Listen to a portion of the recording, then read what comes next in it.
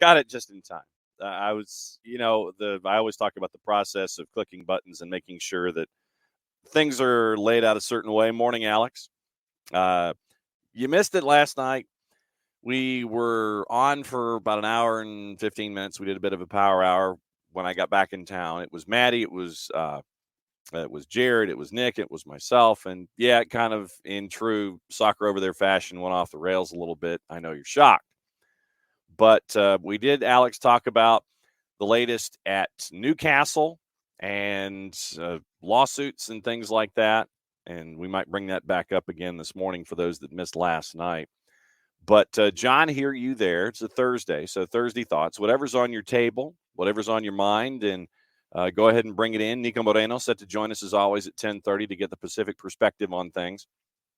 And in between now and 10:30 or 10:35 or so for the last half hour of the show, we'll go over all the news of the day, get you ready for what's going on, what we might have missed yesterday, what we didn't have the chance to talk about yesterday, and updating some things. And yeah, Minnesota. We'll get into Minnesota, and I know that Minnesota is turning into our early season punching bag. I think rightfully so, that they deserve all this attention for what isn't going on. And there's a pretty good article from Jerry Zagoda up at the Star Trib up in Minneapolis, and we'll go through everything. And there's some up-to-dated quotes. Morning, Michael. Morning, Tom.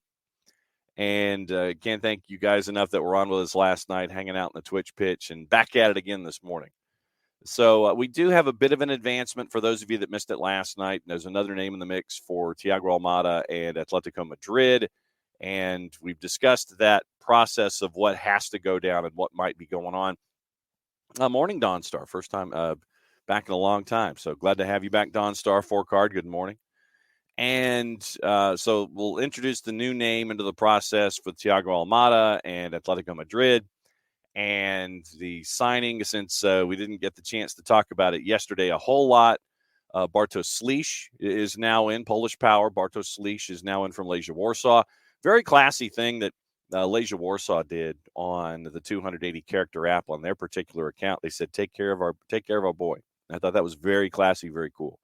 So Bartosz Slisz, he posted the 20-second message about looking forward to seeing the 17s, and I know that the 17s, are looking forward to seeing Bartosz Slisz in the midfield. We got into last night with Slisz coming in, what the anticipated starting 11s were from all of your minds and what you were looking at in the midfield. And for those of you who missed it once again, it's just the addition of a name 4-card. I mean, it's competition. And literally, we can do this in about 45 seconds. So we know the process that is involved in the possibility / whatever when it comes to Thiago Almada moving from Atlanta United to Atletico Madrid. We know the price tag ish, 22 to 25 million euro.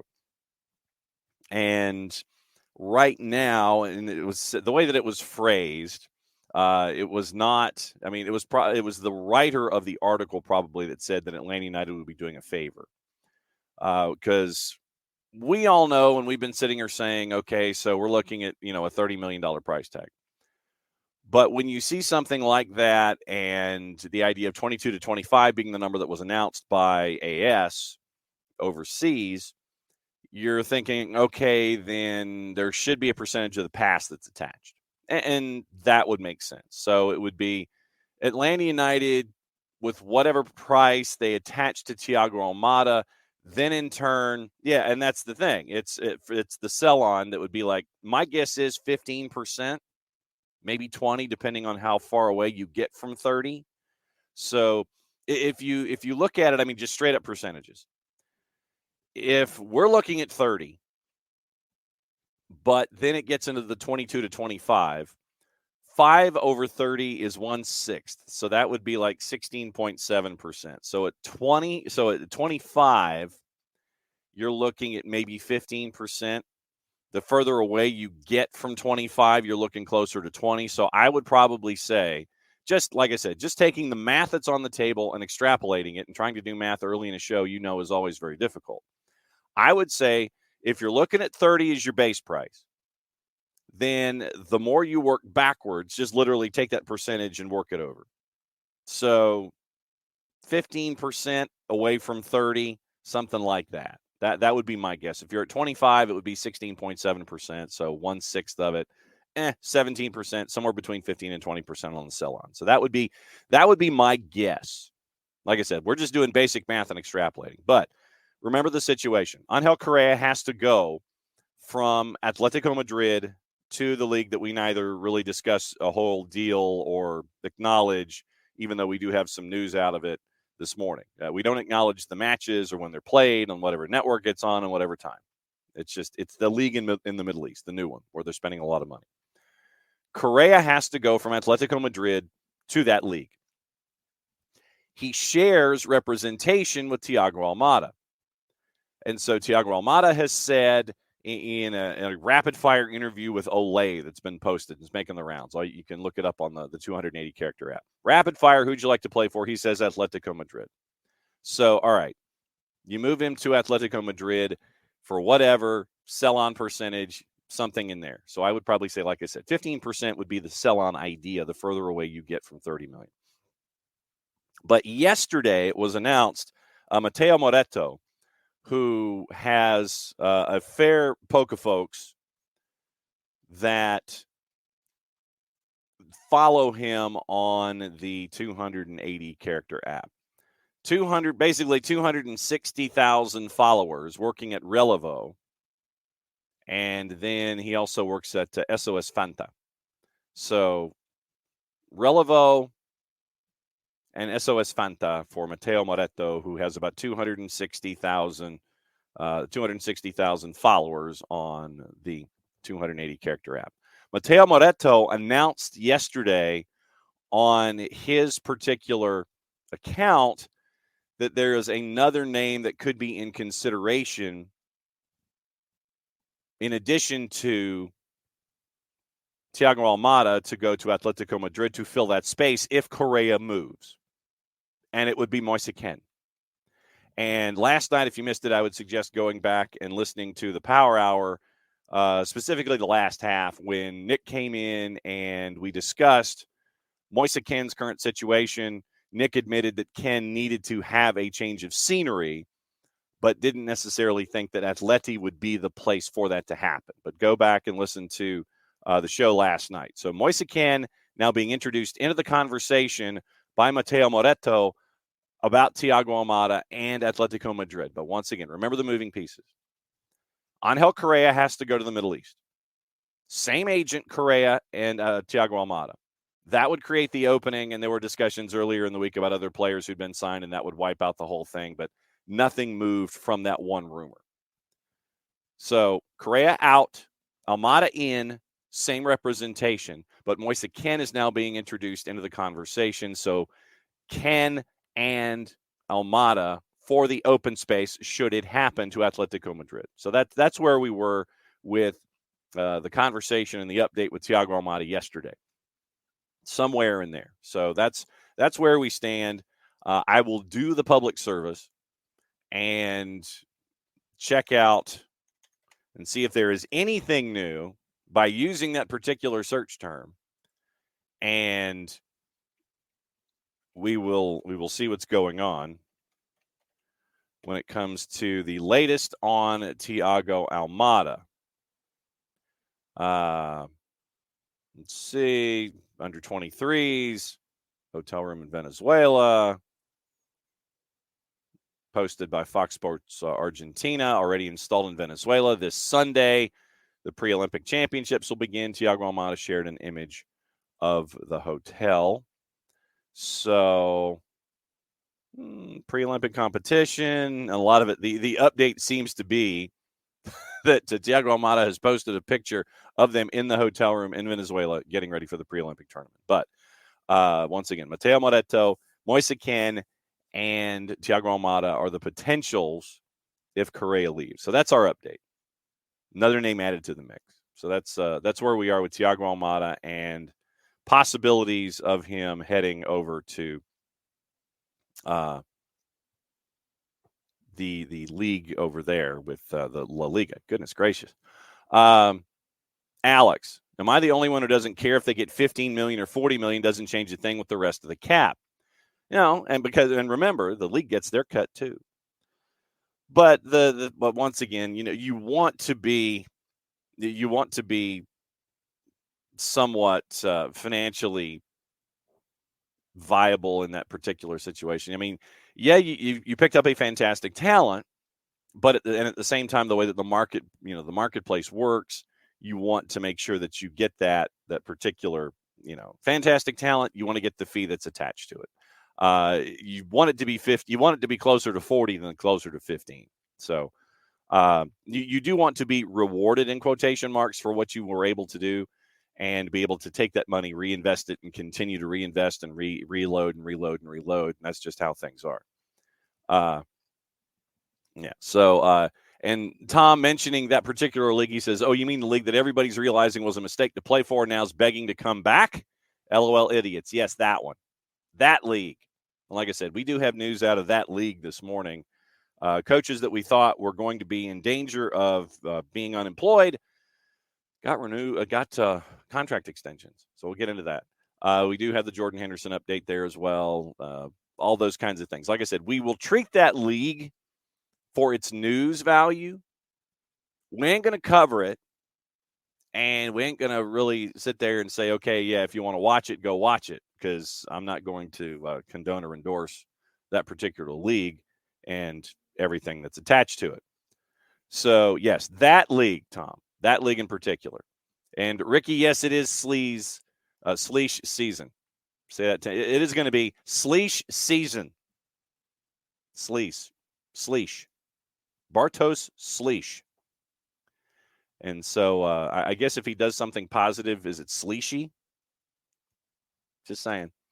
Emilio, he says, I'm in the minority, but I'm okay with 22 and a sell-on. There's only 2 real windows left, and I'm philosophically with Alex.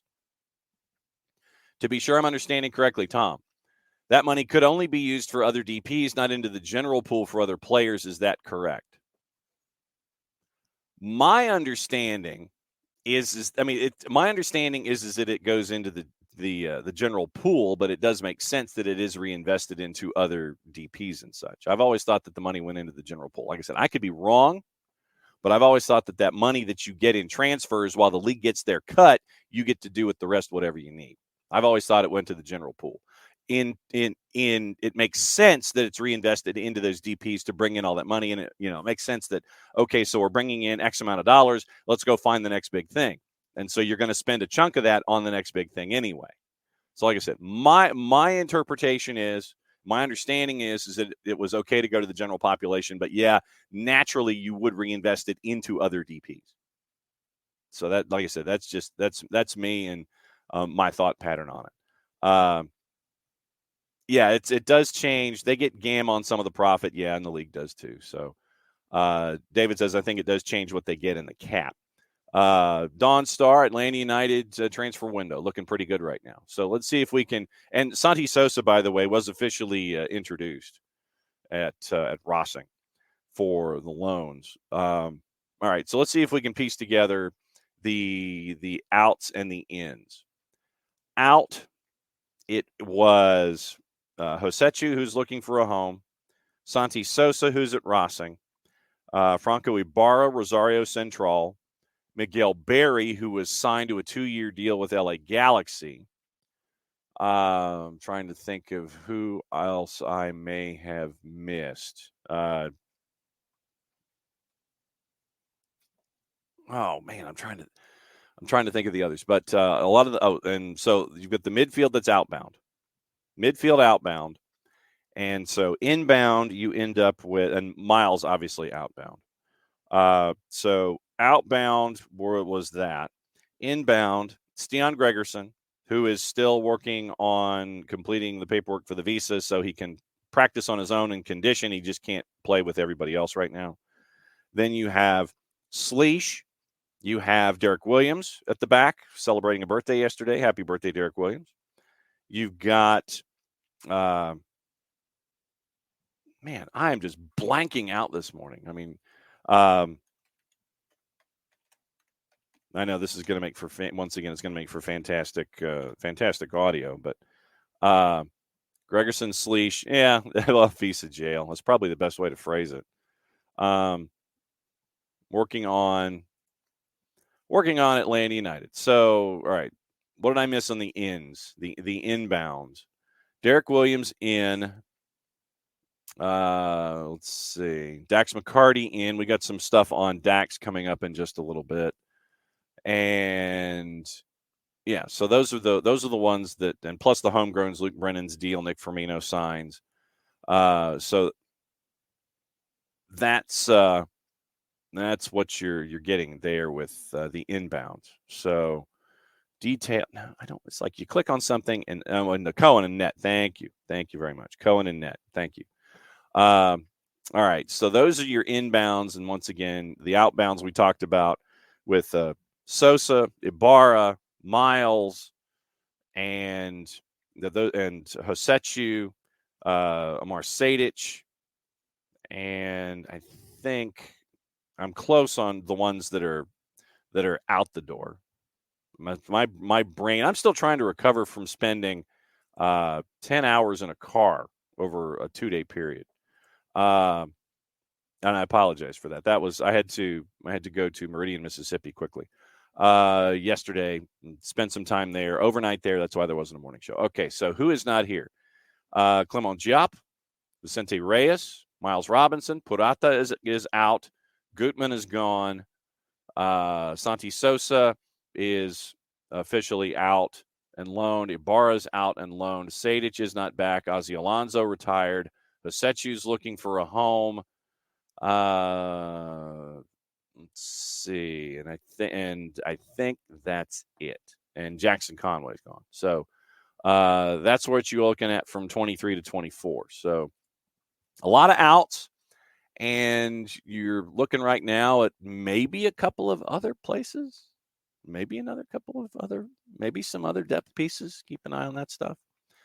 But Derek Williams in at center back. Noah Cobb is in on a deal. Efren Morales and Aiden McFadden back in camp. Centeno is up. William Boz here for a full training camp. Michael Dax McCarty. Like I said, we got some interesting stuff on Dax if you missed it last night. Aiden Torres is hanging out. That's going to be a fun watch to see him learn from Derek Williams, Dax McCarty, and all the other experienced players. And so that's where we are with 23 and 24. Maybe another piece here, there, in Cohen. Maybe another piece here and there, but we'll see. Let's see. Boca said this week, according to Alex, that when selling a DP, none of that profit is converted to Gamertam. Thank you. Selling a DP. Got it. All right. So DP money's only for DPs. Thank you, Forecard. And Alex said if it isn't GAM, it's TAM, then it isn't expanding the cap. Yes, there you go. Yes. And see, I wanted to try to see how many of it slipped in. A little Polish power. Polish hammer, Ivan Putski. Shows you my target demo and what I watched when I was growing up. Polish hammer, Bartosz Slisz. I think that can work. A little Polish power, a little Polish hammer. I think that would absolutely work. No GAM from selling DPs. Did we get a sell-on with Almiron?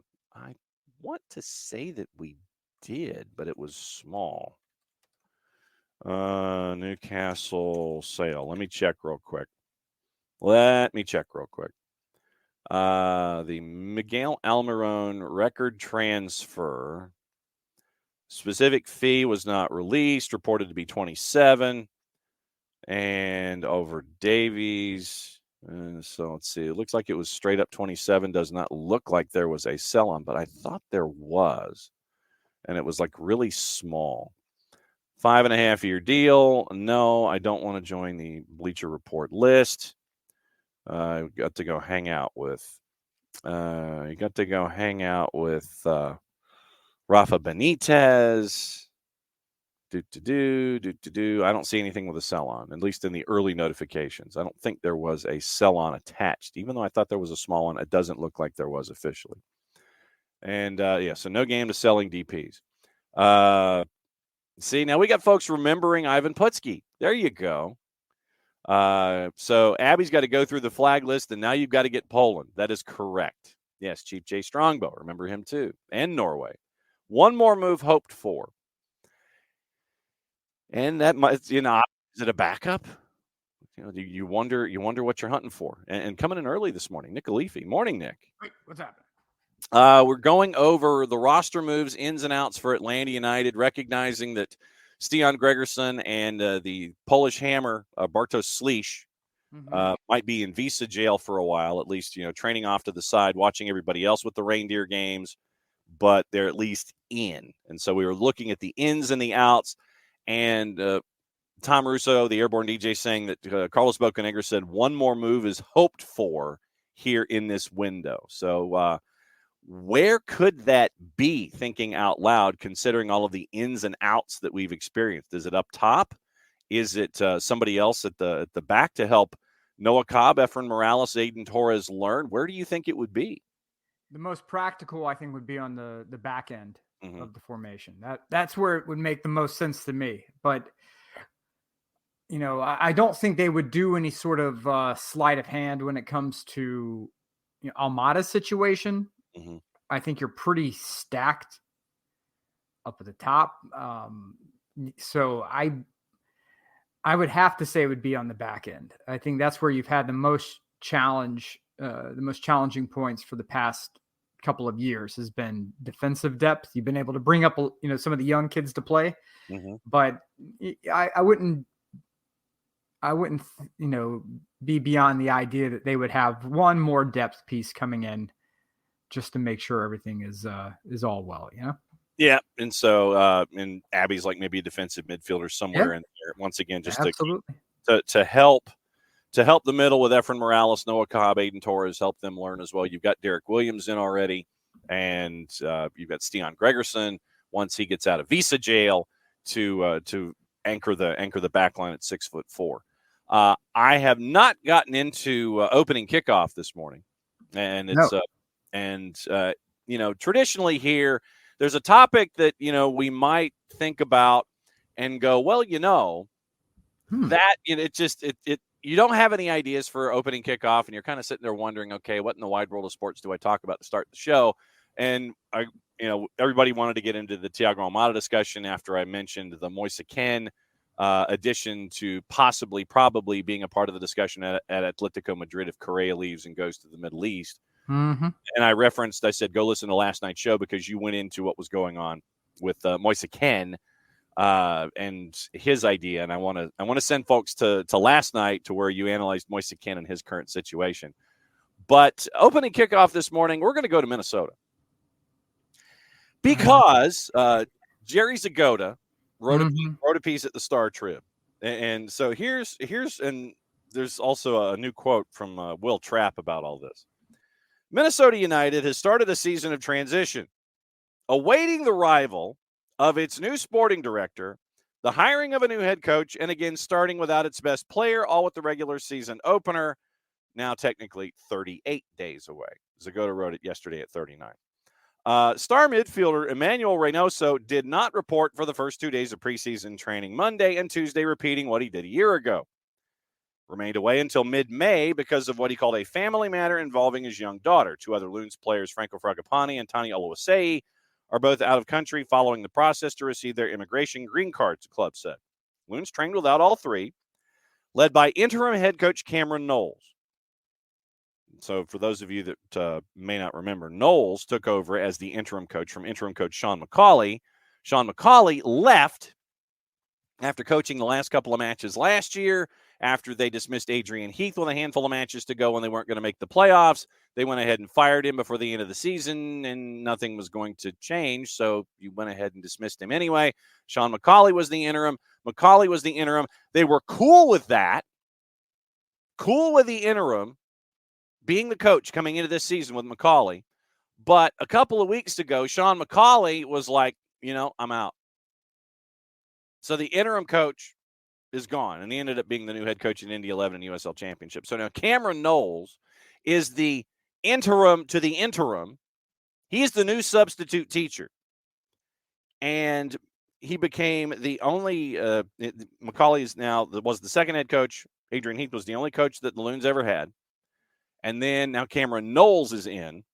They hired Khalid El Ahmad from Barnsley in November, but are still awaiting his immigration clearance and his arrival after he fulfilled his obligations with Barnsley last month. He's expected to arrive in Minnesota next week, after it was said that he was going to arrive this week when the team trains in Tucson, Arizona. Next week, El Ahmad's going to hire the new coach. Knowles and the Loons' second team coaches will carry on until that decision is made. Quoting Knowles from the Jerry Zagota piece, the expectations don't change. Is the situation unexpected? Sure it is. We can control that. We can't control that, but we can control every day that we come in here and train. And he mentions expectations. Listen, we focus on the players who are here. We're entrusted with developing all the players here, the 28 guys who are on the field together. Will Trapp, who re-signed during the offseason, and sometimes when I look at that word, re-signed, I have to remember that it's re-signed, not resigned, because sometimes I look at it funny. Trapp called Reynoso's absence, quote, that elephant in the room we can talk about at another time, end quote. He echoed Knowles' message about controlling what you can. He says, I know it sounds like a broken record, but when there's flux and a lot of change and turnover, one constant is what you do have control over. Here are the non-negotiables: showing up on time, giving your best effort, raise the standards. Knowles says he talks regularly to El Ahmad, who's back home in Sweden. Apparently, they do a lot of things remotely. Trapp has exchanged messages with Reynoso during the offseason. A couple messages here and there. It's difficult. Some people literally unplug. It was one of those happy holidays, Merry Christmas things. Nothing beyond that. Trapp and the Loons' other players haven't connected with their new boss, El Ahmad, yet. He really wants to do the first meetings to be in person, according to Will Trapp. You can do Zoom meetings, but you don't always get that same tactile feel that you do speaking face-to-face with someone. I respect that a lot. When he does meet up with the group, we'll be excited because everyone is itching to meet him and hear his thoughts and his ideas about pushing things forward. The Loons also acquired Alejandro Braun on a one-year loan from Costa Rica's Premier Division, 3 call-ups with the national team. So that is Jerry Zagota from the Minnesota Minneapolis Star-Tribune. On the current situation, Nick, in Minneapolis, and there seem to be a lot of situations, Nick, in Minneapolis right now. Bad decisions have their own gravitational pull, right? So they just seem to attract other bad decisions. It's this weird magnetic effect. And I preach constantly to people, whether in a consulting role or whether in, just general life choices, that there is nothing that can trigger an avalanche effect like one stupid rushed decision. That doesn't mean it's non-recoverable, but it can snowball out of control very, very, very quickly. The decision to remove Adrian Heath when they did, I'm not mad at the fact that they made the choice to move on from Adrian Heath. It was time. Yeah. That when they elected to pull the trigger on that, though, it did not help anything or anyone. There are organizations that can make that kind of move because everything else in the org is in alignment. Not to, I hate these corporate terms, but in this case, it really does work. When your leadership team is in alignment, meaning that from the chief executive down through the decision-making tree, everyone says, okay, look, we have the same strategic outlook. Okay. And so, strategy is essentially how we win, right? We win by doing X. Everything below that is tactical, right? There is no strategy with Minnesota United. None. Zero. Atlanta, you can say Atlanta under Darren Eales, their strategy was to win on the field, take emerging South American talent, raise the value, win trophies, and sell, right? So twofold, we win economically when we sell the players. We win on the field when these players reach, their, the perceived skill level, the perceived ceiling that they can reach here. Yep. Think about Minnesota for a moment. You can disagree with what Darren Eales was doing. They seem to have changed course on that now, over at the facility, and that's fine. That's great. Strategies change. They should. You shouldn't be stagnant and fall into the gravity of success. But look at Minnesota. There's no strategy. None. There's not even tactical awareness. When you have all tactics and no strategy, all you do is you run yourself ragged. You're in constant triage mode, right? Where it's just go, go, go, go, go, go, go, go, go, go. Where are we going? I don't know, but we're go, go, go, go, go, go, go. Yeah. And it's like, okay, well, how do we improve? We don't know. Go, go, go, go, go. And that's what's happening right now up in Minnesota. They have a team of players. Some players aren't showing up. They have an interim manager. Mm-hmm. You have an executive who is dogmatically locking himself in by saying, I'm only going to speak to you guys when I can do so in person. That there's nothing good that comes from that. At some point, you just have to bite the bullet and say, okay, guys, the timeline got a little wacky. Really would have loved to have been able to have, been up front and, right 6 feet away from you guys to have these conversations. Not the case, but let me lay out right now what's happening with us, where we're going, what we're doing, and how we could convince the fans that we have a remote clue as to what's going on. Yeah. I don't care about what the old world of sports was. Oh, well, this club represents our neighborhood. It's not the day. This club was founded by the longshoremen who got it's done. These are multinational conglomerates now.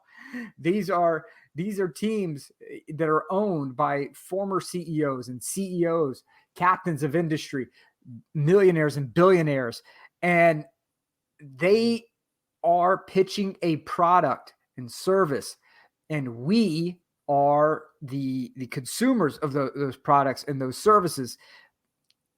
You have to appease that client base. You have to appease those customers. If you don't, they will not spend with you. They will not spend with you. And if they won't spend with you, they're not going to buy. They're not going to invest, right? And how does a sports fan invest? Not by buying shirts. That's fine. You do a rev share split. You do a rev share split with Adidas in this situation. Okay. You can buy t-shirts and all that. You're splitting that with Fanatics. Butts in seats. Mm-hmm. Okay. Butts in seats. That money goes right to you. Mm-hmm. All right. The butts in seats, the eyeballs that tune in when you're on television. All right. That revenue, that revenue goes to you, or you can split with media partners, but that leads to more advertisers. More advertisers means to more incoming money. More incoming money means more eyeballs, right? Because your branding is going to be more places. The larger your brand, the more attractive it is for other players to come and want to be a part of your organization. It's not just convincing people from Europe to come here. You blew up your academy, Minnesota. So now kids are like, well, why the hell would I come play for you? Why? I've got teams all around this region, because if you're in the Midwest, baby, driving 12 hours ain't nothing, right? 12 hours down the road, there are a couple teams that would be more than happy to have my skill set amongst their ranks. That's who I want to go for. You are blowing up your brand. You're blowing up your brand. And that's your brand now is dysfunction. Your brand now is cluelessness. It's cheapness. It's everything that is wrong with big time athletics, when you have a lot of money and very, very tight purse strings. All right. You have to invest in your product. You have to invest in leadership. It's not just investing on the field. We've seen in American football what happens when you only invest on the product on the field and nothing in the leadership category. Those paper tiger teams that fall apart. We've seen it in soccer where you have these unbelievably like just ultimate team rosters that fall apart because they spend a ton of money with 0 cents, Chelsea. And you have, it just, there's no strategy. Look at Southwest. And I know I'm rambling right now, but I need people to follow me here. Yeah. When we talk about strategy, right? Look at Southwest. Southwest, when they first came into being, there were airlines all over the place. They flew all over the world, right? Delta and then you had United and American, and you could get on a plane in Topeka, Kansas, and you could be in Madrid, in a very short period of time. So why the hell do we need another airline? And so you have these investors who are talking to the founder of Southwest, and they say, "How do you plan on winning, building a winning organization?" And he said, "We are going to be the Greyhound of the skies. That's it. We're going to be the Greyhound of the skies. We're going to fly local routes. We're going to fly routes domestically, cheaply, in a way that is completely different from Delta, United, and American. We're not worrying about going to Madrid. We're not worrying about going to France, wherever else. We are going to be the Greyhound of the skies." And they have built a very successful model of that. Are there pitfalls to that model? Yes, but they've been very successful, right? You must have a governing strategy that provides that lighthouse, way off in the distance. We're going to that point, okay? And we may go left, we may go right. The conditions between point A and point B may dictate that we have to take this very circuitous path to get there, but we know where we're going. And Minnesota United, and not just Minnesota United, but there are several other teams in this league that have the same challenge. They have no damn strategy. Zero. You can disagree with what Darren was doing, okay, and the players that they brought in and how, whether they worked or whether they didn't. You have trophies in your trophy case that I would say that, it's not just a 1 or a 0. It's not binary. That there was probably more success than there was failure. The problem is that bitterness toward the end of Darren's run, that sort of fall off, that didn't help anyone. That kind of left, from a perception standpoint, probably not the best perception of how the org was ran. Mm-hmm. But would you take being an Atlanta United fan right now over a bunch of other teams in this league? Ooh. Probably so. For all the hype that Philly gets, do they have an MLS Cup? I believe the answer to that is no. Okay. What about Red Bulls? They won how many supporter shields? They got a couple of pie plates, yeah. Right. They would love to have MLS Cup sitting in their coffers. They don't.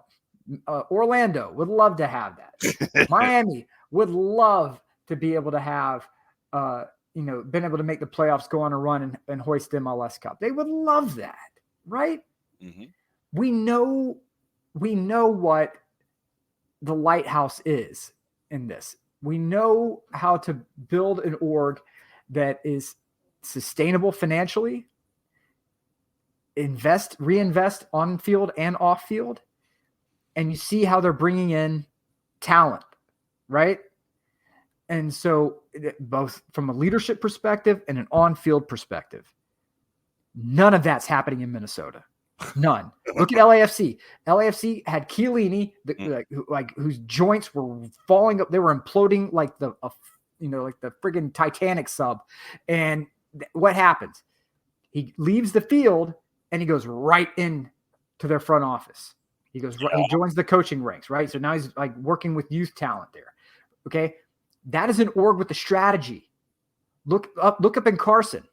right? What do the Galaxy have right now? We need to buy players. We need to drop 8 figures on players like now. Right. And now look at it's mind bending. The chasm that has developed between LAFC and the Galaxy. They have no philosophy.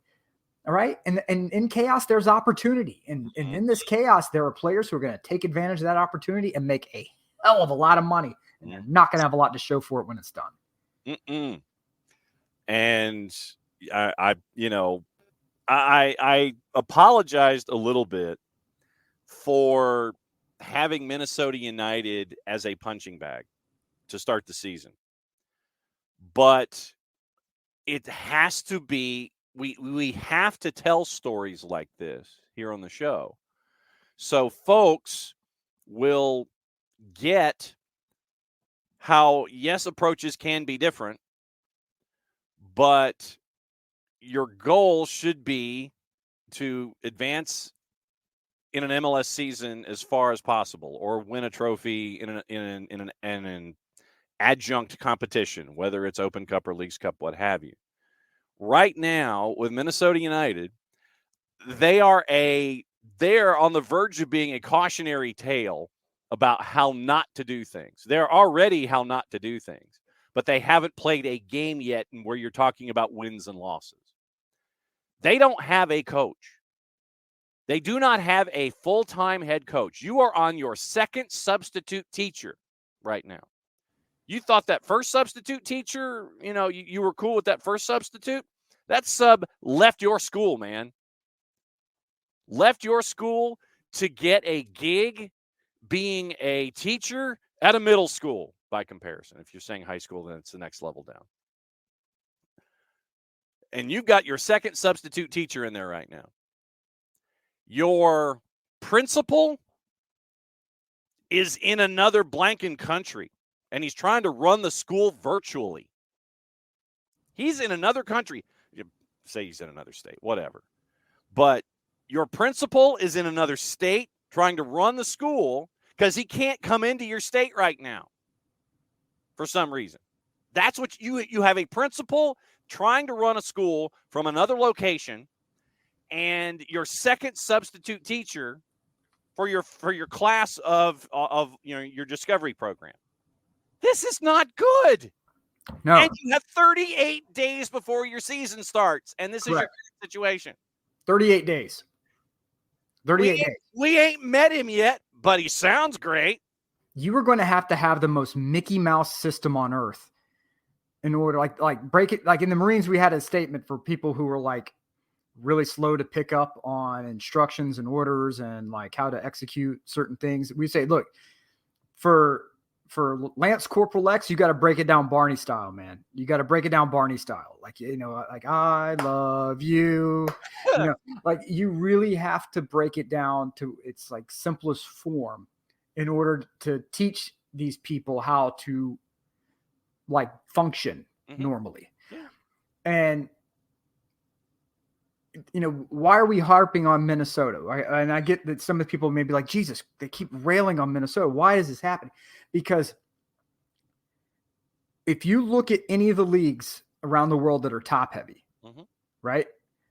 Ligue 1, Bundesliga, the Prem, thank God, at least has 4 or 5 teams that are competent. Right. And the rest of them are just kind of like Little Mac and Mike Tyson's Punch Out. They're just jumping, trying to land one hit when they can. Yep. Serie A is, back to having just big boys, and you have an Atalanta who will come in to try to be fiscally sustainable and jump up and punch people when they can. But you end up in these situations, especially like Bundesliga, where you have you have everyone else and maybe 2 or 3 teams up top that are worth anything. Yeah. And that happens when people stop caring about the insanity with the smaller clubs. If you just say, look, that's those smaller, stupid clubs. Who cares? Well, like, just let's focus on the winners, baby. That's how you get to where NASL was, where you had the Cosmos, the Aztecs, and a couple of other people who were like competent and well-funded. And then everyone else just eventually just got out of the business. Right. Mm-hmm. You had a, in Bundesliga, you have three teams that are competent. They all sell their players to the top cat. And that's why you have Bayern, like you have a full season of games and Bayern Munich wins. Yep. Like that. It is what it is. Yeah. Is that very exciting for anyone? Like who's your favorite team? Bayern. Awesome. Yep. It's a very boring year for you then. For Bayern fans, it's more of just like, okay, how are we going to lose Champions League this year? Like that's it. That's all they can focus on. You have to have and at least a minor amount of attention paid to the Nimrods at the bottom of the table and why they're not successful. You should study that. You should study why they're not successful. As much as we study why people win, we also have to study why people lose. Okay? Studying winning is very, very important. And, it's one thing, not just to study people who win in a game, but who consistently win. Mm-hmm. Very important. But you also have to study why people lose. Right? Like, why do these people keep losing? Well, finances are this and that. Okay, well, why are your finances trash? Well, because, we made some bad signings. Okay, why did you make bad signings? Well, because we took a gamble on these players. And, well, okay, why did you take the gamble? Because we have to convince people to come play in Minnesota. All right, now we're getting somewhere. Which means that if you're having trouble convincing people to come to Minnesota, then you have to make sure everything else around you is running in tip-top condition. So that way the location, which is automatically, and I love Minnesota. A person who's like a brother to me, he and his wife live like right outside of Minneapolis, went up there and had a blast. Minnesota is an amazing, beautiful state. Minneapolis is an awesome city. Except in the summer where the mosquito is the state bird. Correct. But you have to convince someone that -9 is not soul crushing. Yes, that's true. Right? That's true. You have to convince someone that -9 is not soul crushing, which means that everything else around has to be tip top and first class. Mm-hmm. You don't have that. You are running your organization like the Oakland Athletics. Oh. And that is a you problem. That's not Major League Soccer. That's not any other team's fault. That's your fault.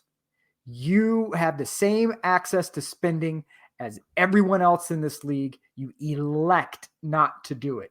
You fire managers at the wrong time and make your situation so poor that your interim manager, who should be thirsty for that first team leadership opportunity, says, I'm going to a lower league to lead a group of players instead of staying on board here. That should tell you how toxic and poisonous that situation in Minnesota is. And we as a league need to pay attention to that, because what happens to one eventually happens to all. So you need to make sure that those idiots get straightened out, so that way we can make sure that other ownership groups around the league who start displaying the same symptoms as these chuckleheads are routed out and replaced with owners who have a clue as to what to do with their money. Nick's on fire this morning. Business 101, but it's important. It's one thing to say that you don't care, right? If they were to open like, look, this is just not our primary focus, and we're, it is what it is. You're not going to say that though, because you have season ticket holders. You need to keep them. Well, we're trying to win, but we're doing it at our pace. Okay, good. My bank account is operating at my pace too, and this says that I don't need to renew season tickets. So I mean, yeah. we could have this both ways. You're on your timeline and I'm on mine. Yep. Yeah, go ahead. Go ahead. No. Go ahead. Read Pars wants to know, can the league put the ownership on a performance improvement plan? You'd like to think so. The minute you go on a performance improvement plan, you need to leave the company. The minute your supervisor puts you on a performance improvement plan, you need to leave the company. Yeah. Because even when your success comes, it ain't going to be your success. Even if you did all the work, supervisor's going to say, nope, I had to lead and guide. Da, da, da, da. Like it's like a shot in the dark that you may be able to stay around. The minute you ended up on a PIP, get the hell out. And if they put Minnesota on a PIP, get that ownership out. that is a vote of confidence if ever there was one, when you're putting on a PIP. Yeah. Forbes numbers in 2022, just to let everybody know. Minnesota United, when it came to the MLS franchise evaluation, and this was once again about a year ago, and so Forbes in the next couple of weeks should be coming out with their 2023 valuations. Minnesota United, middle of the pack, 16th in value out of 28 clubs in Major League Soccer, with a value of $540 million. 2022 revenue was $54 million, and their operating income was at $1 million loss. That is poor business, baby. Middle of the pack. So their value of $540 million puts them just behind Crew. But like I said, this is last year's numbers. So this came out February 2nd of 2023. This is the 2022 evaluation heading into the 23 season. Minnesota United 16th at $540 million, just behind Columbus Crew at who were 15th at $550, ahead of Red Bulls, who were 17th at $525. Nashville is 18 at $500. The Revs, and we've got news with the Revs coming up in just a bit. Niko Moreno joining us around 10:30, 10:35. Revs were 19th at $475. Then you go RSL, you go San Jose, RSL, Houston, Chicago, Orlando, Vancouver, Dallas, CF Montreal, and dead last was Colorado at $350 million valuation. 2022 revenue for the Rapids at $33 million. Operating income at a $5 million loss. Your owner, Stan Kroenke. So 16th out of 28 heading into the 23 season when it came to valuation, and you were at $1 million loss under the ownership of the McGuires. Yeah, I'm going to keep beating this drum. Yeah. The league screwed up by bringing Minnesota in when they did. Well, Minnesota screwed up with their approach, thinking that they could be a USL team and on a USL budget and try to figure out their way in and be that way in year one.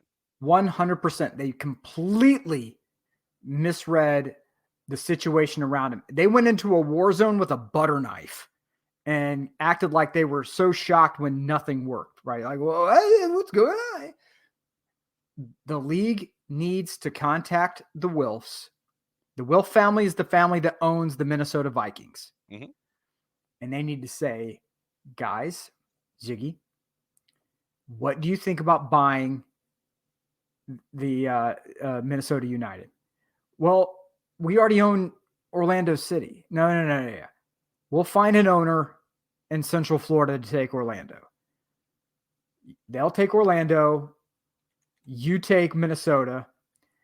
And you have that stadium, right? Which is great, awesome, good. Move them indoors. Oh, move them to U.S. Bank? Move them to U.S. Bank. Share the stadium with the Vikings.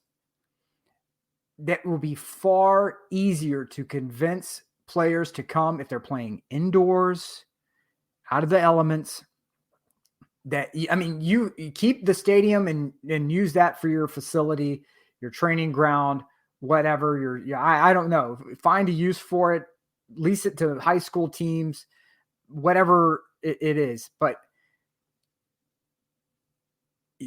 there's nothing about this ownership group that instills faith that they are going to have a remote clue about what's going on. Even if the Wilfs keep Minnesota's stadium operational and say, look, in the first part of the year, we're going to be at US Bank. When the weather gets better, we're moving outdoors, right? I think that would be great. I think that would be, it would show some forward thinking on their part. But the Wilfs who are heavily invested in Minnesota, let them take that team, because this ownership group has the owner may have the name doctor, may have the title doctor, but he's coming across as more like Dr. Steve Brule instead of somebody who spent, decades in getting certificates piled up. It's mind-bending to me how clueless this team is. All right. Let's see. We are at the top of the hour. And we got another couple of topics to get into. I know Atlanta United. I know that there are some of you that have been discussing approach for Atlanta United when it comes to getting players and fees and picking up players. And I know that there was some math in the midfield, and we'll probably get into that as well. A couple of other things I wanted to get into when it came to Major League Soccer and franchises. Nick, as another piece of business, when you announce a coach, yes, what when you're writing a press release and you've got a new coach announcement, how would you, in say the 280 character app, how would you announce that you have a new head coach? I would have a very slick video, right? A very slick video, highlight, animated, the coach on the sideline, heavy cuts to the coach looking like $1 million wearing a custom made suit, and then I would have just it's from a text perspective, it would be all about the horizon and how this new manager might as well be, freaking George Patton. This guy is going to be Dwight Eisenhower, leading us to victory over the bad guys. It's that level. That's how you have to bring in a coach. That's okay. You gotta enthusiasm, baby. Okay, so if you were a particular team and you were announcing, even as a headline on the 280 character app, yeah, wouldn't you also include the name of the coach? I would absolutely. You have to. That should be a given, right? That's something that shouldn't even have to be said, right? Okay. So the New England Revolution, the Revs 2. Oh God. Revs 2, MLS Next Pro. Here's how yesterday, this was their headline. News, in all caps. Revolution 2 announces updated coaching staff. Beat 2, 3, 4. That's all they did. Revs decided this year that their head coach for Revs 2 is Richie Williams. Richie the Rat. He was not announced in the headline as the new head coach for Revs 2. Richie the Rat.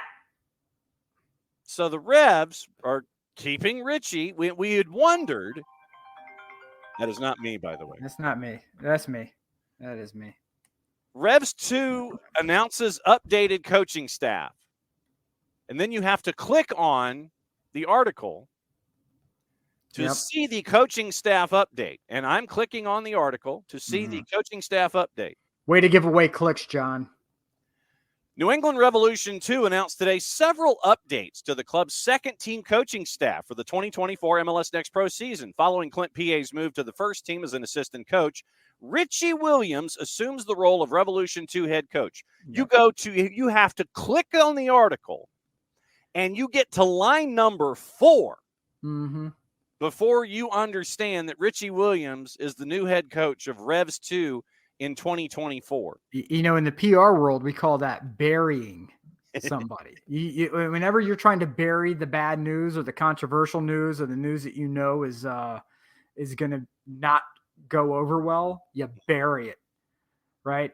So by posting on your social media, here's updated coaching, no name, no nothing.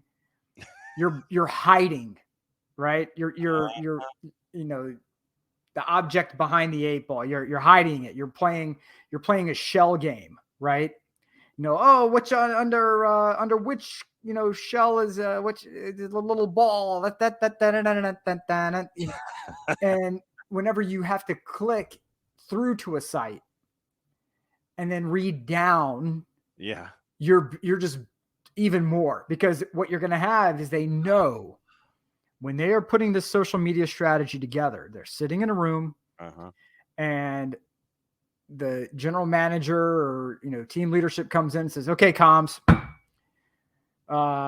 we're moving with Richie to be the manager for the Revs 2, and we know that this, because there's a lot of Bruce Arena supporters out there, this could be kind of problematic, but and we still don't know what Bruce Arena did or did not still do. don't. And no he is idea. Still under suspension by Major League Soccer. And according to Tommy Scoops a couple weeks ago, it's anticipated that he will be reinstated at some point. But we still do not know what Bruce Arena did or didn't do. Which means it's either the worst thing imaginable or it's so hilariously stupid that they're just trying to save face at this point. It's one of the two. Yeah.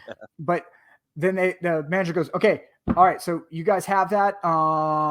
We'll send all the information on Richie over for the releases, and comms run with it. That management gets up and walks out of the room. Comms is left there, and they say, okay, let's talk about this. All right. So we know this is going to go over like a flaming bag of dog crap left on the doormat. Yeah. So how do we do this? And anybody? Okay, I have an idea. What we're going to do is we're just going to say we've announced coaching changes, and if somebody wants to click through, they can click through. But let's just save the admin the headaches of having to fish through Richie the Rat postings for the rest of the friggin' month. We'll wait 48 hours. It'll blow over. It's going to become a non-story, and we move on with our thing. That's generally, by the way, how every corporate entity and every politician thinks when it comes to social media. We bury it. We weather the storm for 24 to 48 hours.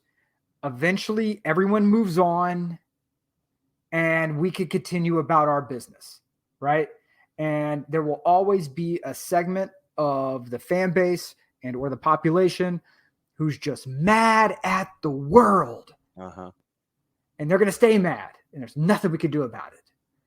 And everyone else will just move on, and we could just keep doing our thing. That's what they're counting on you to do. Whenever you sign a player who has a ton of questionable activities in their past or things that people want to hide, whether you hire an executive who is known for turning both eyes, cellular devices, and everything else away from known levels of abuse, you're just going to get over it. You're just going to get over it. And this is the same thing. They hide it. That's it. That's all they do. Because they want meh.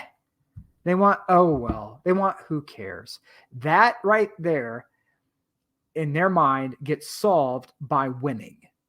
Meh gets solved by winning. Blinding rage only gets softened a little bit by winning, because they can then have leverage against that argument. But he wins. Mm-hmm. Right? Yeah. Sure, he's a horrible human being, but he wins. Yeah. Bob Knight choked out some kid, and then he threw a steel chair at somebody's head, but he wins. You know? Uh-huh. All true. So, paragraph 2 of the release, after they announced the entire There's stuff. more. Good Lord. Well, just here's how the release was structured. You mentioned comm staff. I'm going to give the layout of the press release. So paragraph 1 announces all of the dudes for Revs 2. And obviously Richie Williams is bold-faced, as well as each name for each coach in each edition to Revs 2. They were bold-faced in paragraph 1. Mm-hmm. Paragraph 2, 3 sentences from Kurt Analfo of positivity and focusing on getting rid of the baloney. Then you get a paragraph about Richie Williams. You get a paragraph of 1, 2, 3, 4 other individuals who are named to the Revs 2 staff. And then you get the tag paragraph about camp opening up and getting ready for the season. And then they have a fun graphic laying out the Revolution 2 hierarchy. So those of you who are fans of Maslow, get your hierarchy squared away. So that's how New England decided to bury the lead and hire Richie Williams as the head coach of Revs 2. It's going to play out like the ending of Goodfellas. It's gonna have Richie walking in, and instead of sitting on a witness stand and giving up all the mobsters, it's gonna involve him just like walking slow motion into the Two's locker room with "Gimme Shelter" blasting in the background. Bruce Arena. It's gonna cut to Bruce Arena sitting at home, throwing his coffee at the television. His significant other, Bruce, calm down. No, I've been ratted out. It was Richie all along. I'm telling you, man, it's happening. Well, if you go into the comments under that announcement on the 280 character app, give it to me. There are hashtag Richie the Rat more than once. Yeah. And there are pictures of human bodies with rat heads as a part of pictures that have been photoshopped, and rats in general. So, and gifts, you're a rat, that kind of a thing. Literally the first half a dozen pieces of media, not to mention all of the displeasure that was announced when it came to the actual 280 character announcement. You did have Richie the Rat as a hashtag several times over. I'm just telling you. Read the tea leaves, baby. Mm-hmm. And news out of New England, they've re-signed DeJuan Jones to a 4-year contract extension through the 27th season. So that's what you're looking at there with the Revs. So that's your business 101 for the day, looking at Minnesota and New England. Like I said, Niko Moreno joining us in about 20 minutes. I know a lot of you have been talking about the outbound dudes on in the Twitch pitch this morning. Mm-hmm. And there's been discussions about the front office and the approach. And it started with Emilio's discussion wanting to know how many matches Ibarra, Josechu, Sosa, and Lopez played to validate the total transfer fee. And then D. Graham did the math. You remember, guys, when you brought in players like an Ibarra and a Lopez, professionally, they'd only played a handful of matches. They were brought in because of the promise that was attached to their dossier. No, they did not have a lot of professional experience, so they were there to learn and were put into situations because of injuries and such where they had to kind of have the on-the-job training. Unfortunately, Santi Sosa was not healthy a lot, and when he was healthy, you got to see the kind of individual that he was. And I know that we're going to disagree on Mateus Josechu. I know we are, because what I've always tried to explain for the midfield, the way that I've always broken it down was like this, Nick. Think of the midfield in this system almost like a 3-guard offense in basketball. You don't want your 3 guards all doing the same thing. Mm-hmm. You want a point guard, you want a shooting guard, and you want a defender. Yeah, go ahead. And so the way that I present this midfield is that Thiago Almada, he's your shooting guard. Your point guard is Mateus Josechu, and the third midfielder was going to be your defender. He was going to be the guy that you brought in for defensive purposes. You pound the floor with your hands, and that's the guy that's going to get you the defensive stop. So thinking you're also having to deal with chemistry when it comes to things like that. So Josechu for me was more the point guard in that midfield.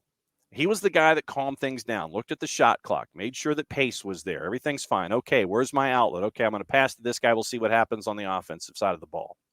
So that's how I viewed the midfield.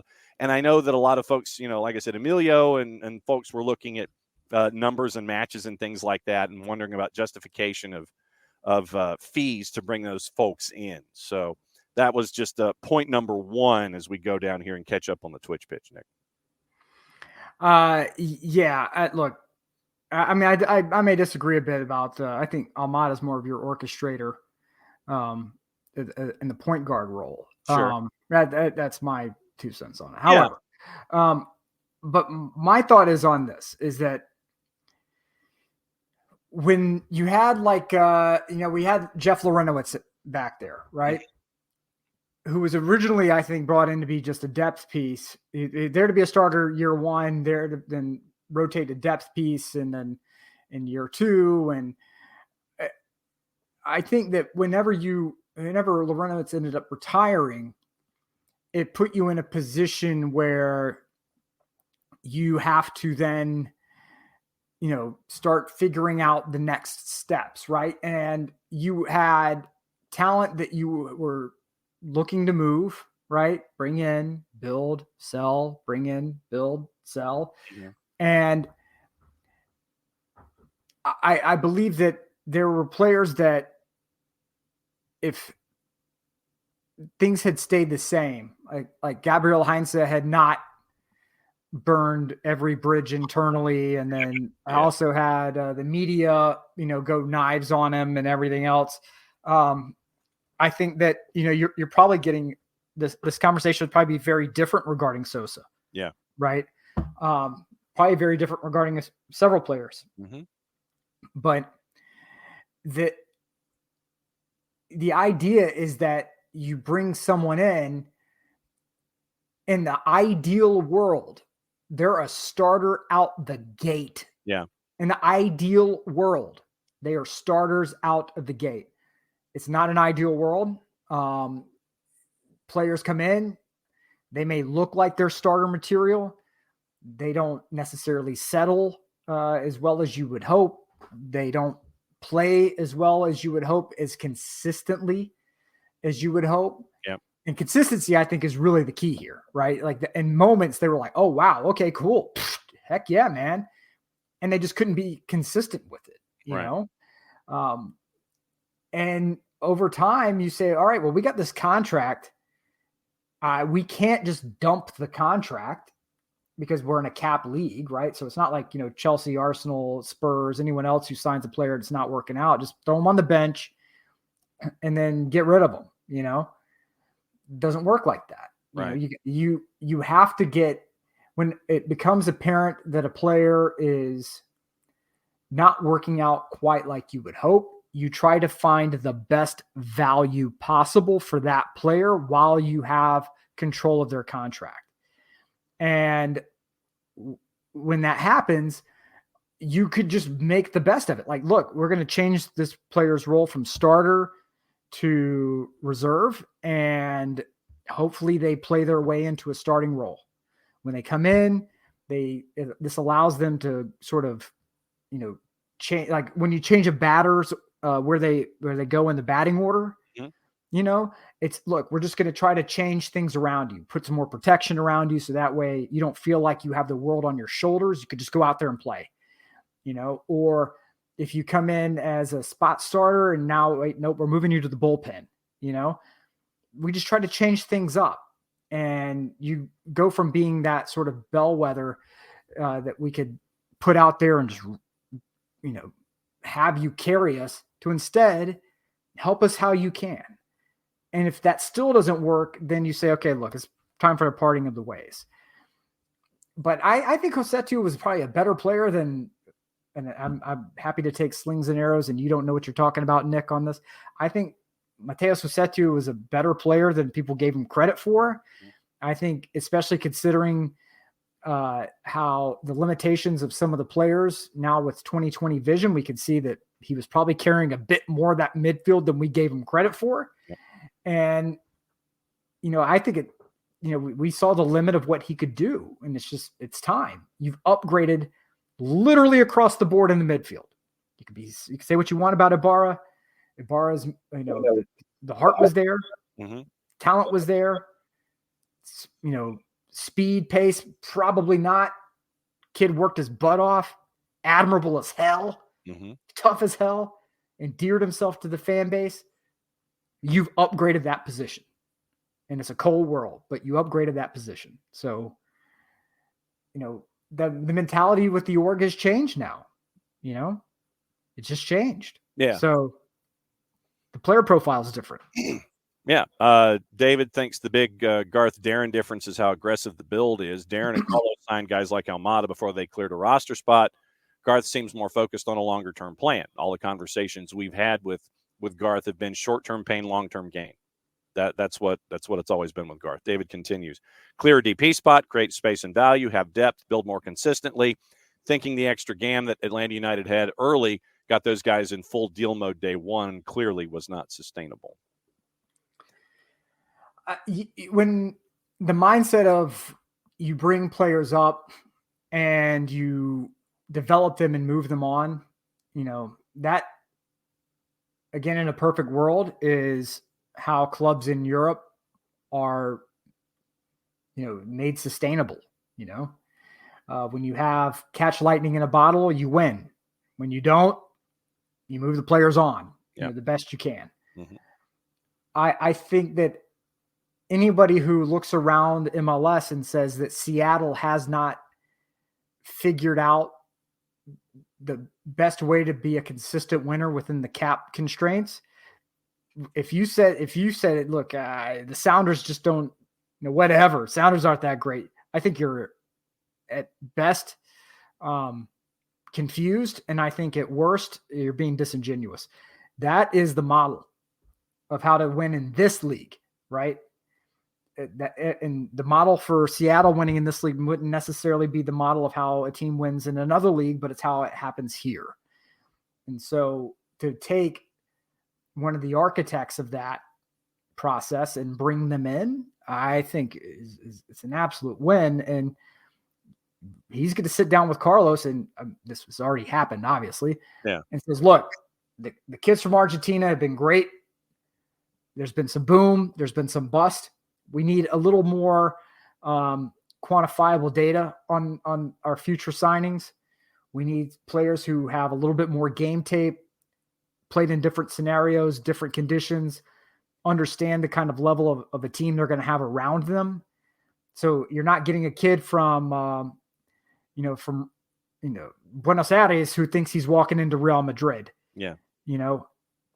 You need somebody who comes walking in and says, look, there's going to be salary constraints and we have to be successful. Who has this around the globe? Well, distressed assets, bottom end of Ligue 1. Yeah. And you're seeing Carlos and the staff going to those places on the planet that have distressed assets or financial need because of their situations. Yes. And they're signing players. And Mayamba got in here, and out of the gate, you saw the change, right? You saw the defense was in a better position. The ability for, where attacks would stall, jump in the lines before, suddenly those lines were being connected again.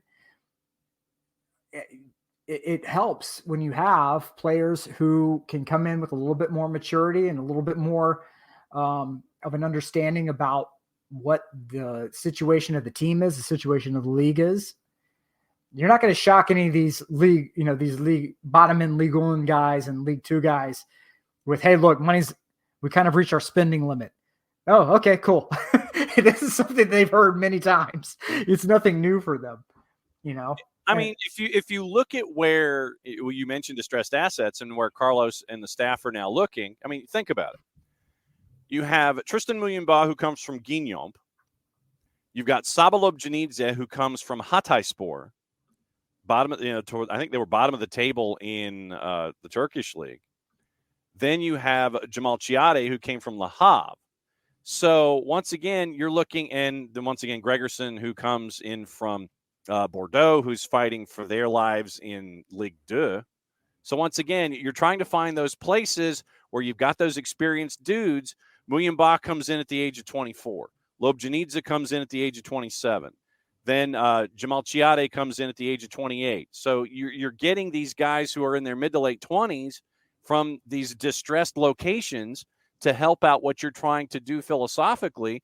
And so instead of following, everybody else is going, you're zigging while everybody else is zagging. You went back to Europe and found some finds. Mm-hmm.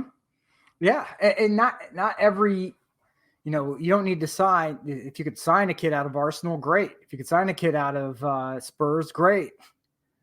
But you're going to pay a premium for that, So, Bobby Drinkwater is probably going to come with a 40 million, 50 million valuation. Mm-hmm. So, you have to, you got to, again, the distressed assets, the team's like, oh my God, we're going to have to shut our doors if we can't get 8 million in here. Hey, Atlanta's on the phone. Ooh, Who do they want? Yeah. Okay, great. But, what happens is Garth goes to the team and says, "Hey, Carlos and scouts, this is our new player profile that I think this is our strategy for winning.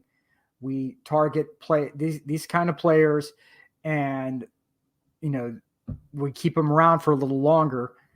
This is how we win now." And Carlos and team goes, "Cool," and they go and they execute. Mm-hmm. So where before Darren may have been like, "We're targeting South American talent, emerging talent, target them." Okay, and they went and did that. And so, but anytime you bring in an unknown, unquantifiable asset or with limited game tape and limited situations, the boom bust factor gets elevated. We see this every damn NFL draft.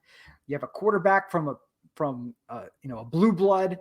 This kid's great. He's played in the Big Ten.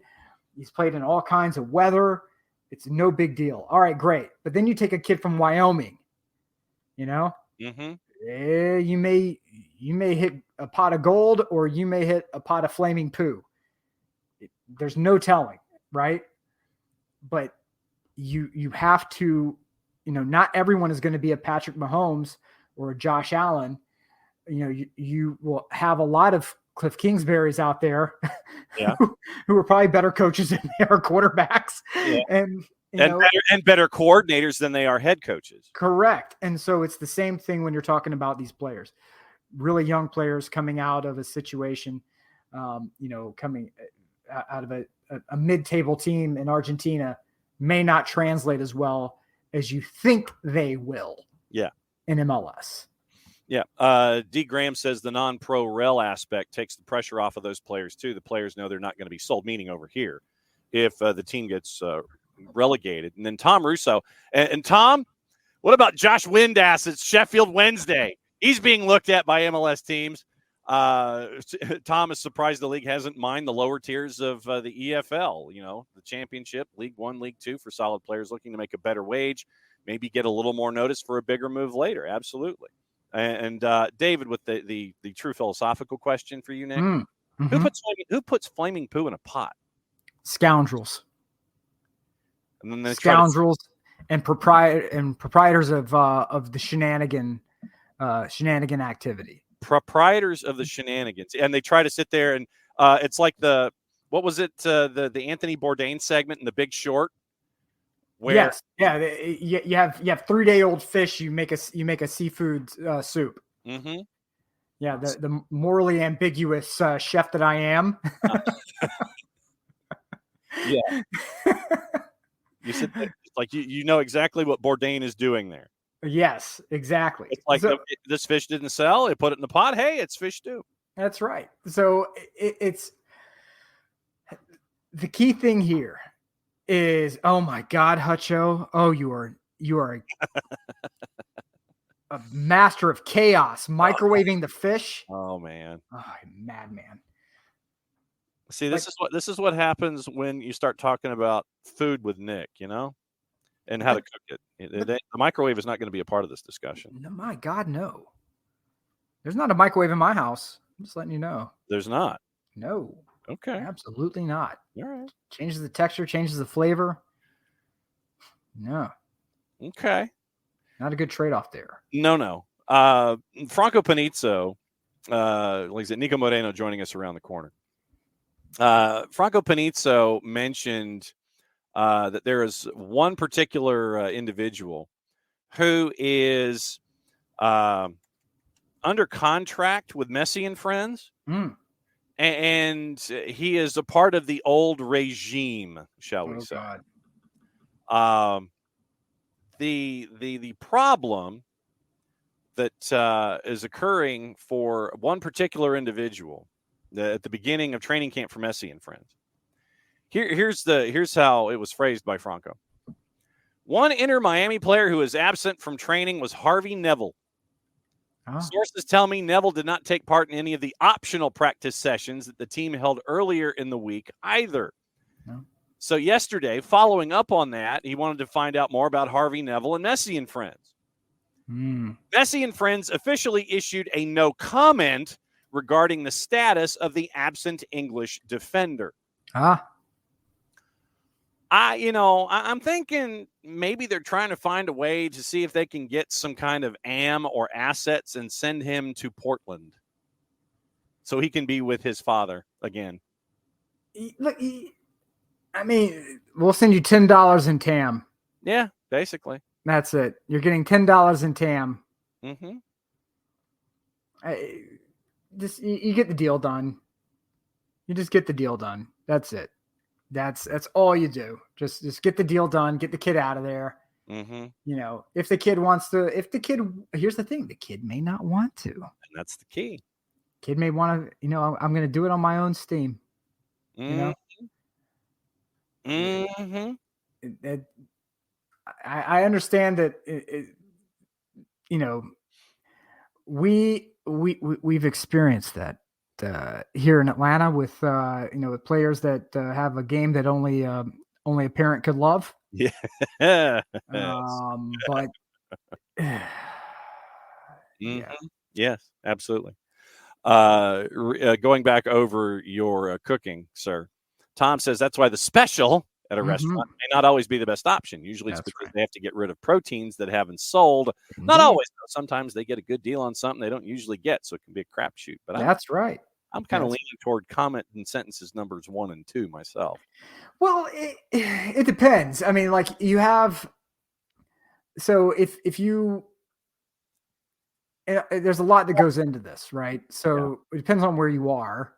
And, so if you're in Colorado and you have ocean fish, like ocean-based fish on your menu, it's frozen and it's being shipped to you, right? There may be like 1 or 2 ultra high-end restaurants that are like flying in unfrozen fish, but you end up over time stockpiling this. You have a meat and potatoes crowd that, they start going on a run of like, redfish or whatever. And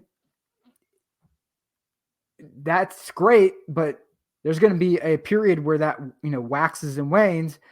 And during the lean times, that fish, you're used to bringing it in. So you're still getting that certain supply. And you're like, well, crap, we've got a ton of redfish here we got to get rid of.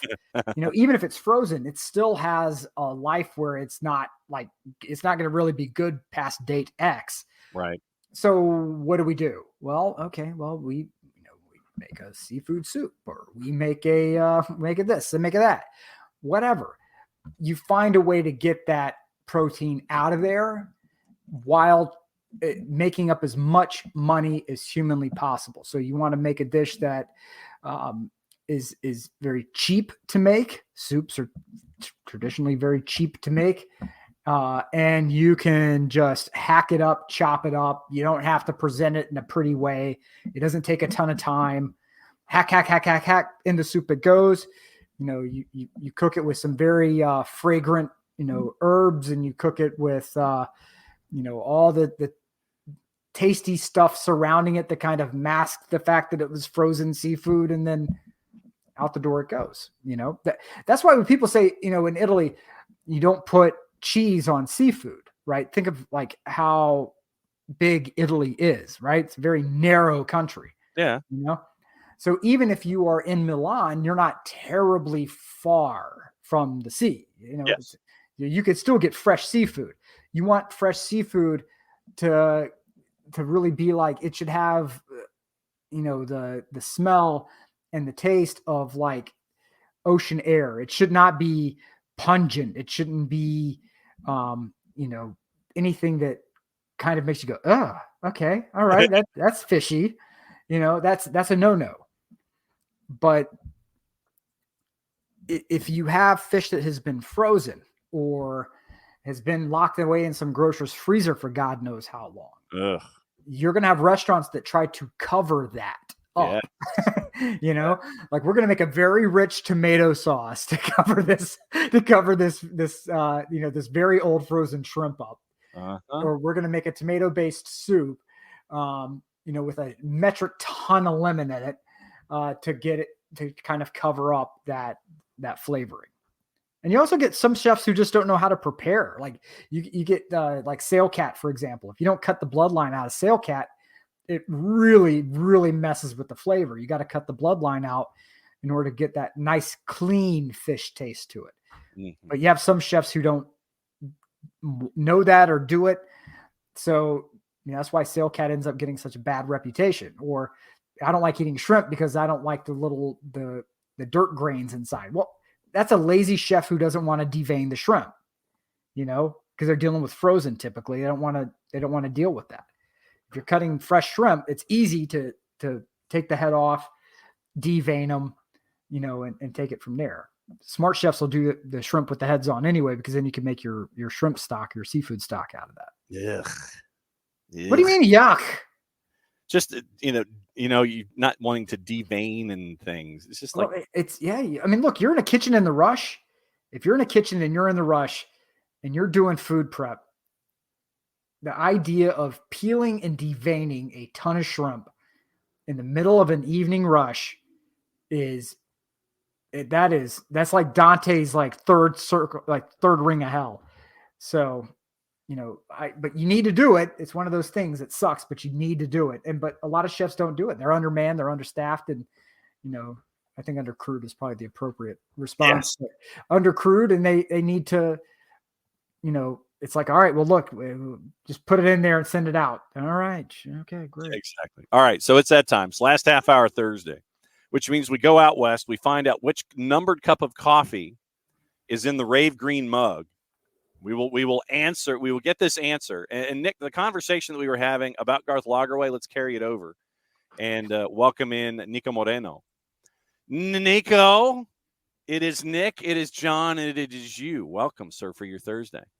Hey, what's going on? SDH family, happy to be here.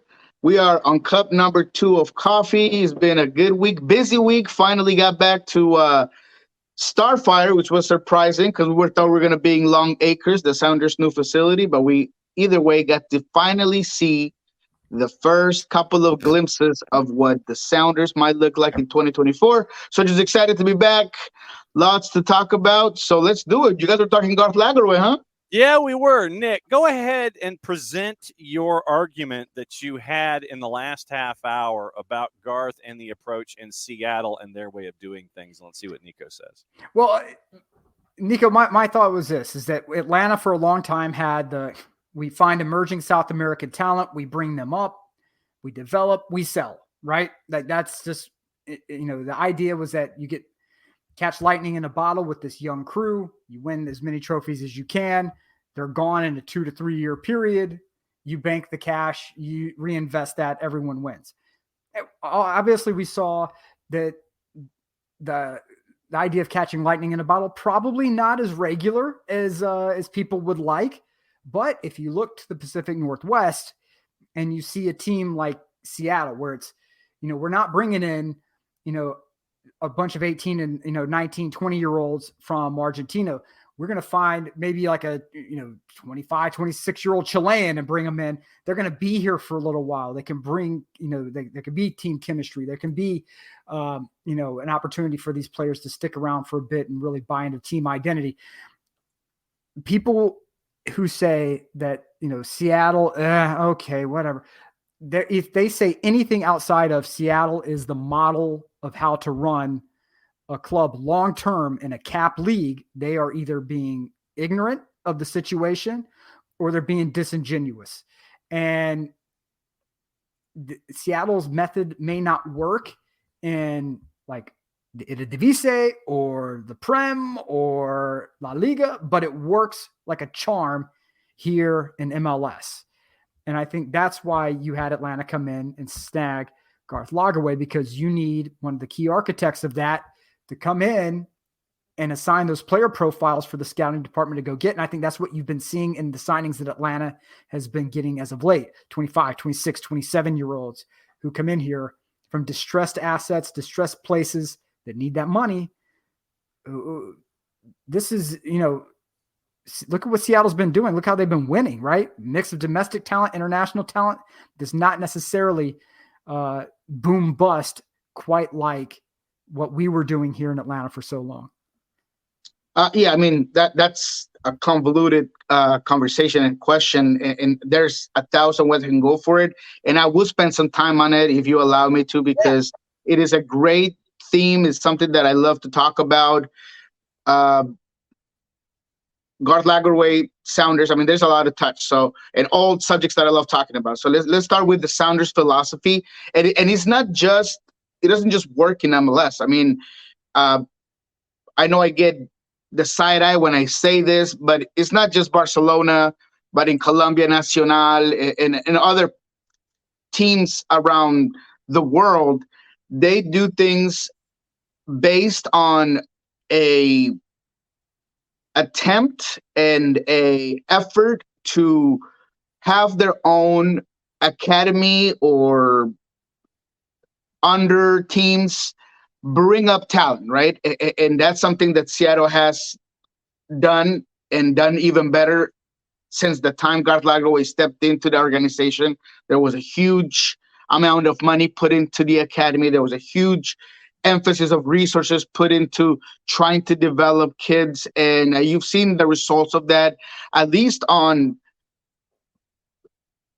how many kids you've been able to use when needed and how good they've been when they were needed.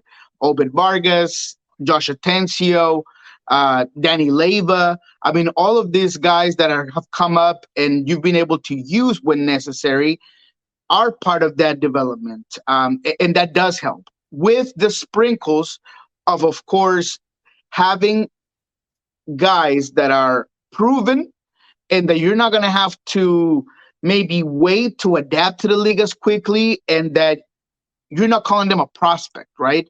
Because Nicolas Todero, Raul Ruidiaz, those were the guys that you were going to build your team around. They were both proven players. They were both commodities. They had the intangibles on and off the field, both great at what they did. Raul was a killer in front of goal. He was an assassin, that goal scorer that was going to give you a different edge up top. And then you had Niko that was going to be your creative player. He was going to be your go-to guy. As a matter of fact, when he comes in and gets the newcomer of the year, he also had the goals on him because he took the league by storm. So those are the types of things in the philosophy that Seattle has here. We're going to build within. We're going to have our own talent. We're going to develop our own players that are going to be sustainable. And we're going to add these really good, proven players. You've heard me say this before. I know many people have said it now because they've talked to Garth Lagerwey 1,000 times, but he had a range of age between 24 to 29 years old. You know, he wants to make sure maybe even 25, 26. He'd rather to go that route rather than the young South American or the young European players, because those guys have been there, done that. They've been through it all, experience of life, experience on the field. They've had good seasons, bad seasons. There's a longer way to, there's more data involved for how much injuries have they gone through their career. Are they injury prone? Are they not? So those are all things that I believe that Garth Lagerwey and the Seattle Sounders made as their requirements to build their roster. So, and it happens everywhere. Again, like I said, I think that the philosophy there is we're going to grow our own talent and we're going to put it on the field and we're going to allow them to get better. And it's been really good for Seattle. It's worked in many ways. When it comes to the whole selling aspect, that's where things get interesting, because you kind of mentioned it across this whole conversation. And I've had this conversation with Garth. I've had it with Craig Wible just recently, who's now the leading man here in Seattle. And he says, look, man, I don't give a bleep if I buy a player and I don't sell him. My job is not to sell players. My job is to get wins. I'm trying to get this team somewhere. So if along the way, I get a guy that I bring in and he's 22, 23, and he happens to just break out and I can sell him, then that's a win. Or if one of our talented players like Reed Baker-Whiting, like all of these new players that are coming in, Josh Atencio is a perfect example. If some of those guys break out, Cody Baker is another good one. So if any of those guys kind of breaks through, then that's a win. But I'm not trying every single day I go and buy the lottery ticket I'm going to waste my entire paycheck on hoping that I get it. That's not what I think we should do. And I agree with it. I had in this conversation, I shared experience. I had a conversation with Fernando Clavijo, rest in peace. He was one of the most brilliant minds in MLS at the time, and one of the guys that I believe have to be up there in terms of helping soccer in general in the U.S. And he used to tell me, and I'll try to make it as concise as I can, Niko, if I have a farm and the farm is giving me coffee and bananas, I'm going to do coffee and bananas. And I'm not going to try to get gold because everybody else is on a gold rush, right? I'm going to work the field, I'm going to work the dirt, and I'm going to sustainably get money from what I have in my farm. And if maybe I'm breaking the ground and I find a piece of gold, then fantastic. But if I have a farm that has these specifically resources, and then I spend a whole bunch of money trying to do a gold rush around it, and I ruin the dirt, and I'm putting all these resources on it, even if I find a bunch of gold, I'm already down on what I spent, on what I invested in. Maybe the gold's not even worth as much. And that goes into this whole thing about, if I'm trying to get that big next explosive player, I'm going to be in some problems. And that's why you get the Ezequiel Barcos. That's why you get the Marcelino Moreno that didn't quite work out. That's all those things that happen is because you're trying too hard to find the next best thing, and you put yourself in a bad situation. Sosa was another guy that we thought he was going to be this amazing guy. Didn't quite break through, didn't quite get the help or develop the way you wanted. So that's the difference of what you might get now with Garlagerway, where you get the Giacomakis, you get the new signings this year, you get Saba. All those are all the players that you're going to be able to get when you have a guy like Garlagerway, that perhaps either way, he might find you a little bit of this new diamond in the rough, and maybe you're able to sell him. But his job is to get Atlanta to win a title. And once again, be part of the elite when it comes to trophies. Not to be an exciting team that you want to watch, a team that wins. And do that from the business side of things, and have Carlos Bocanegra and the player acquisition side do their thing. And Garth is doing this for the first time on the business side as the COO of this operation, and saying, okay, all right, it's short term. What we've always heard in the interviews early on that we had with him as well.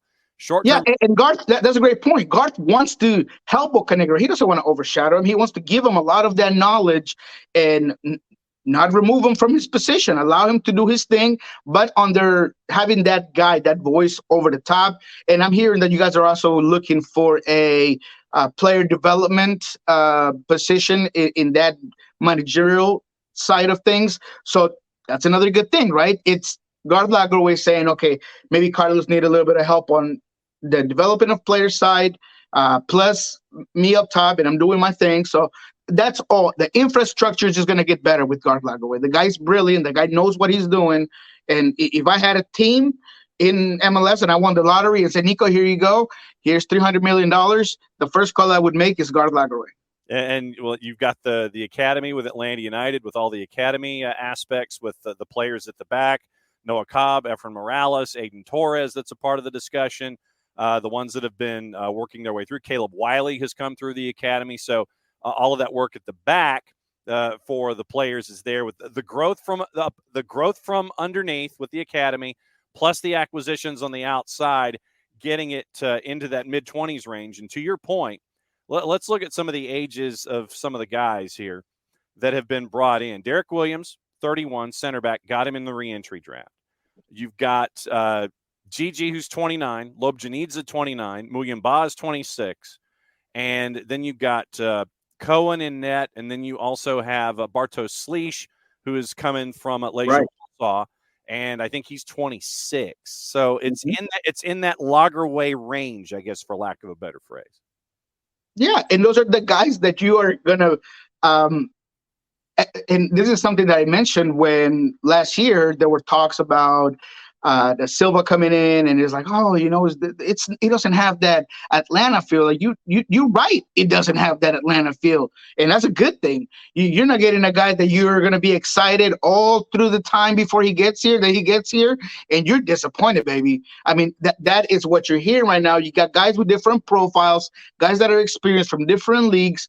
That has Gartharino all over it. Like I'm not saying if the Bocanegra, of course, has not been involved. He has to had been involved, and they're scouting, and there's a whole bunch of things that goes into it. But these are the guys; those are the acquisitions that, for me, have that Garth Lagerwey stamp that's so important. Halftime with Niko Moreno, Thursdays with Niko at El Rolo in W, at Sports Pulso, at the Soccer Bar. Nick, what else is on your mind with Niko this morning? Well, here's the question that I would have for you: is somebody who is a connoisseur of the South American leagues. We've tapped into Argentina, right, as a league. Right, we seem to enjoy really getting players out of Argentina. Why are we not pulling players, more players, Colombian players, more Peruvian players, Ecuadorian players? Why? To me, it's like these are untapped areas. As much as we're going to, as Atlanta seems to be going toward Ligue 2, and that's great. I think it's amazing. You're getting great value there. But it just seems to me that we are not getting enough of these other players, Chilean players, like Chilean, Peruvian, Ecuadorian. I just need to know who's going to be the first outside in Asia. Yes. Now, fantastic option as well. Japanese players, Korean players. Who's going to be the first to really dive into these markets and just say, you can have Argentina. It's all you. This is us. And this is where we're going to be. Who do you think? Because I know you guys have had some success there. Is that something that you think you guys become more hyper-focused on that? Do you think you guys start looking overseas at Asia? Who else is going to be mining that talent? Yeah, I mean, something that Chris Henderson used to tell me is that there are trends in scouting just like there are in stocks or in anything else, right? There's trends. And you saw a point where it was all Peruvian, right? Into the leagues. All these Peruvian guys coming in, and that's kind of where the trend of the market was going, because scouting on one side and not the other. Right now, Argentina, you're right. Maybe there should be more because as far as I've been able to find out in many conversations with journalists, coaches and players in Argentina, economically, the league is suffering, and therefore there's a big demand to move players on so clubs can get money, and at the same time they become very economical. The reason why maybe you're not hearing it so much from Colombia and Ecuador and all these things, just because the trend right now, it's there in Argentina, and you're trying to get these players that were either in the bubble of like the pre-Olympic Argentinian team, or they were in the Paralímpico Conmebol or whatever it is, but the scouting is there. Maybe it hasn't come into fruition and nobody's pulled the trigger, but there's absolutely teams looking in all those leagues, because in South America, like you mentioned, you get the talent and you get the great price for it, right? Now, of course, you want to exploit other areas, and I can tell you that Seattle has looked at Asia. Seattle has been in Asia just recently, end of last season. I know that Portland had been looking at so as well on that and that end of the world. So the scouting gets done there, but because of the potential and how well developed 18, 19, 20-year-old South American player ends up being, he's already played semi-professionally or professionally at some point. A lot of times they have the pressure of the fans, they have the pressure of the league. Then you do kind of want to go that route, but I feel like it's already been exploded. It's not a gold rush, that an area that's not being scouted or has never been scouted. I think that there's a lot of teams that are there. It's just that perhaps it hasn't come to fruition necessarily. And at the same time, there are the big boy teams in Argentina that can say, you know what, this is my price for this player. And MLS teams have to understand, hey, you know what, that's not what I'm willing to pay, because just like that there's demand of players there, they know that MLS teams need those talents, and they can tax MLS teams, right? Maybe if it's a Mexican team coming in asking for a player, or maybe even a European team that's coming to go get a player, maybe that price is not as high. But when you hear MLS and you know how much they've been trying to get new players, then you tax them on it. And that's where maybe things don't go through, just like the whole Miguel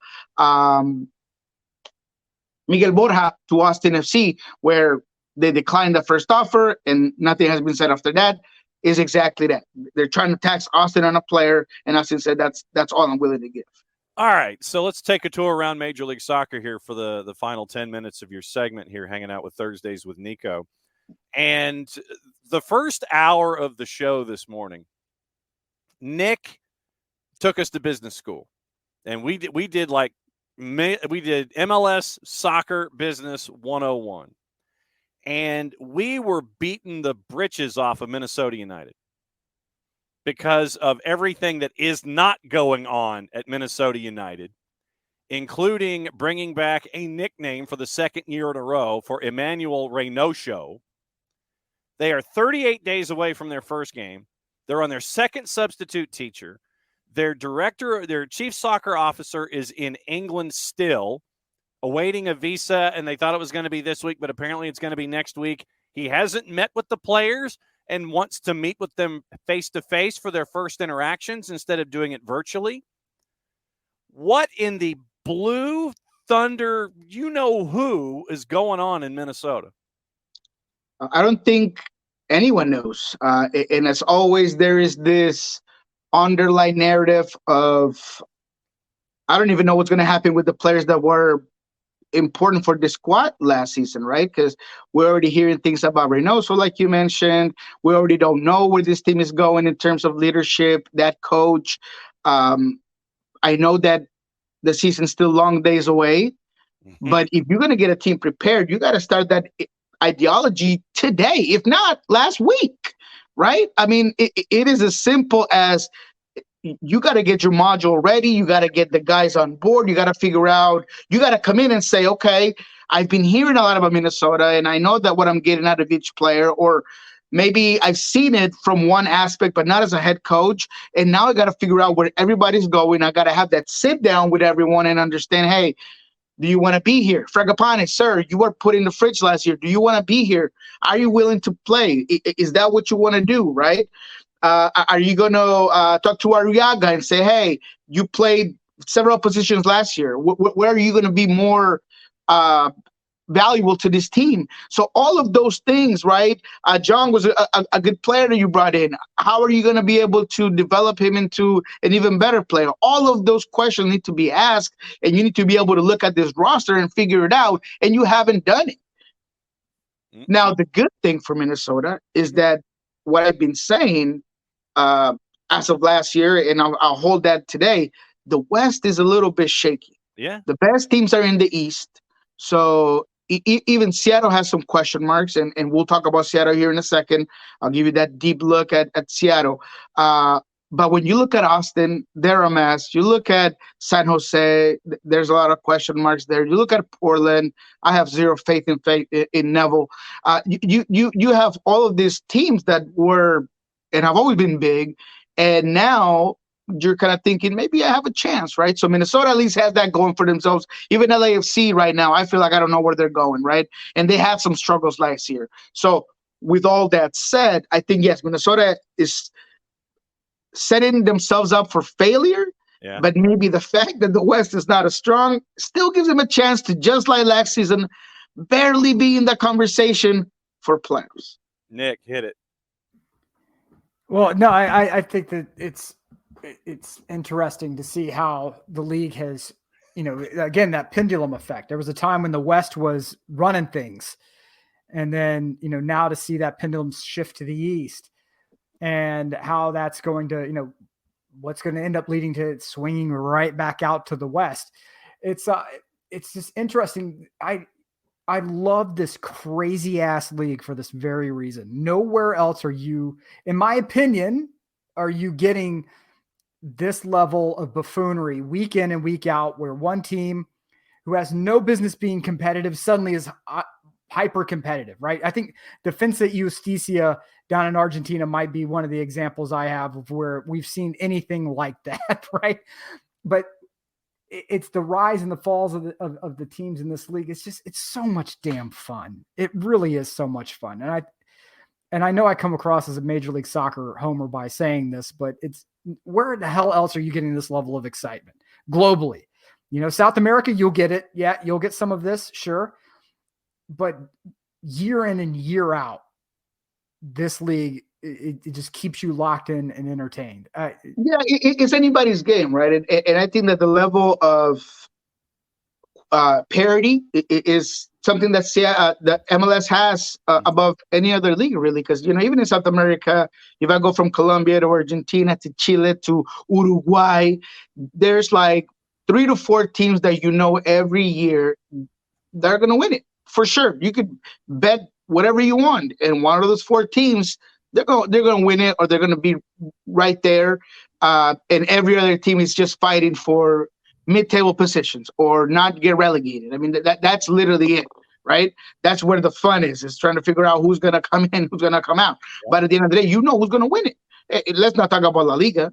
Let's definitely not talk about the Bundesliga when it comes to who's going to win it. I mean, you already know it, right? So that's the thing about Major League Soccer, when you have a team like St. Louis come in and just take the best in the Western Conference, and then on the other side, you get teams like New York City on the East that you thought they were going to do great. They have this great group behind it, and they're a big dud. So those are the things that I believe make MLS so interesting and so much fun. All right, so hit me with Seattle. What's going on? All right, so we're back at Starfire. Like I said, interesting. It sounds like the team will be using the new facilities, but not till after they come back from Spain, Marbella, Spain. Yes, they are going to Marbella, Spain. Are you going? February. Huh? Are you going? No, absolutely not. I have traded in that trip to go to Colombia. I'll be going to Colombia in February myself, so I won't be able to be in Spain because I had planned a family getaway for 2.5 weeks in Colombia. So, yeah, I don't get to go to Spain, but I do get to visit beautiful Cartagena with the family.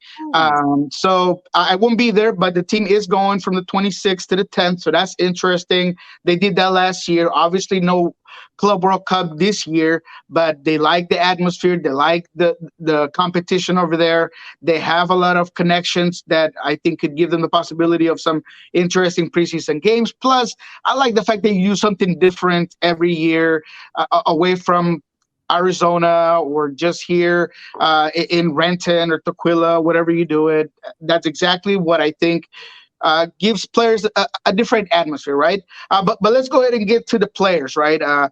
It was nice to see that the atmosphere of the players, the camaraderie be there. It seemed like the feel was good. The vibe of the team was good. And that's something that I was very interested in and curious about because of, some of the problems that were last season, no Nicolas Odero, now with Orlando City, all of these things, right?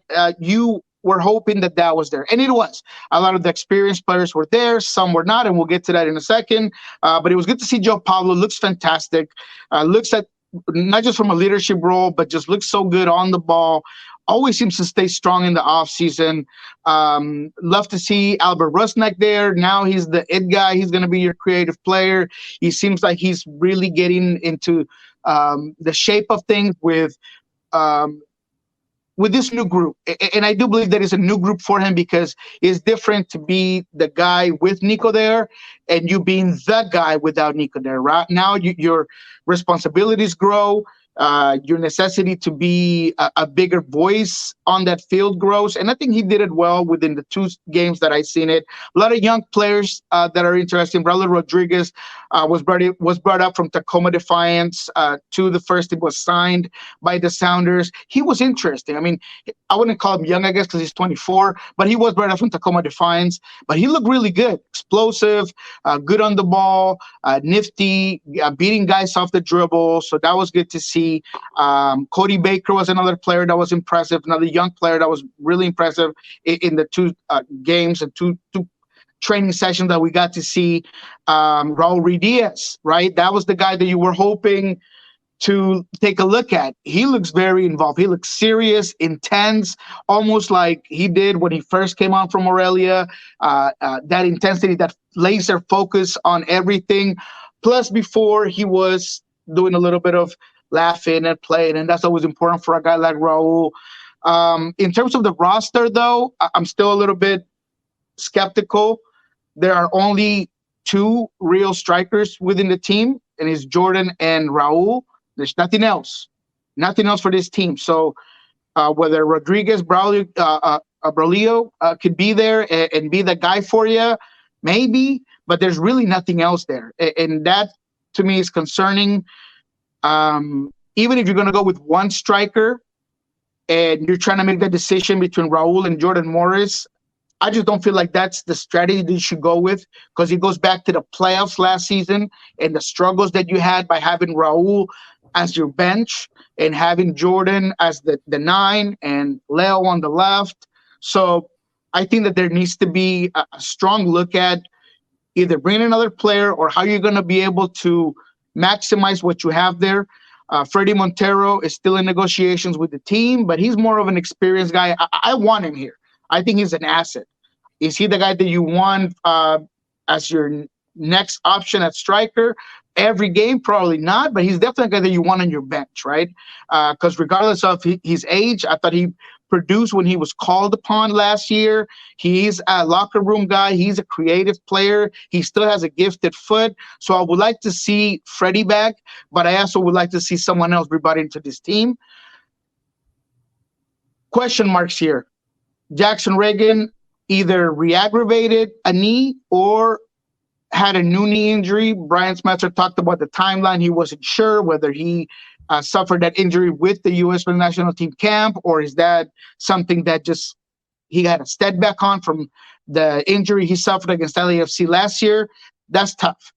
You still got Yeimar, who was not with the team and will not be with the team till maybe he might meet the team in Spain. I'll tell you that right now. Brian Smetzer mentioned that he might be back. I don't foresee it. I think Yeimar is going to have to meet the team in Spain because he's trying to get his green card, which it helps the team, of course, right? He's going through the process of the green card, but Colombian Embassy, man, it's slow and it's loaded. And I don't see him getting his visa into maybe another week. He still has to go back to Argentina to meet with his family. So I don't think he's going to meet the team till the team gets to Spain. We got a first look at Nathan, who came from Earthquakes. I like what I saw.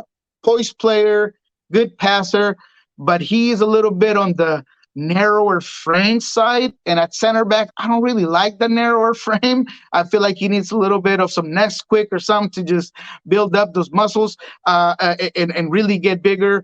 But we'll see how he plays out. He's an interesting guy.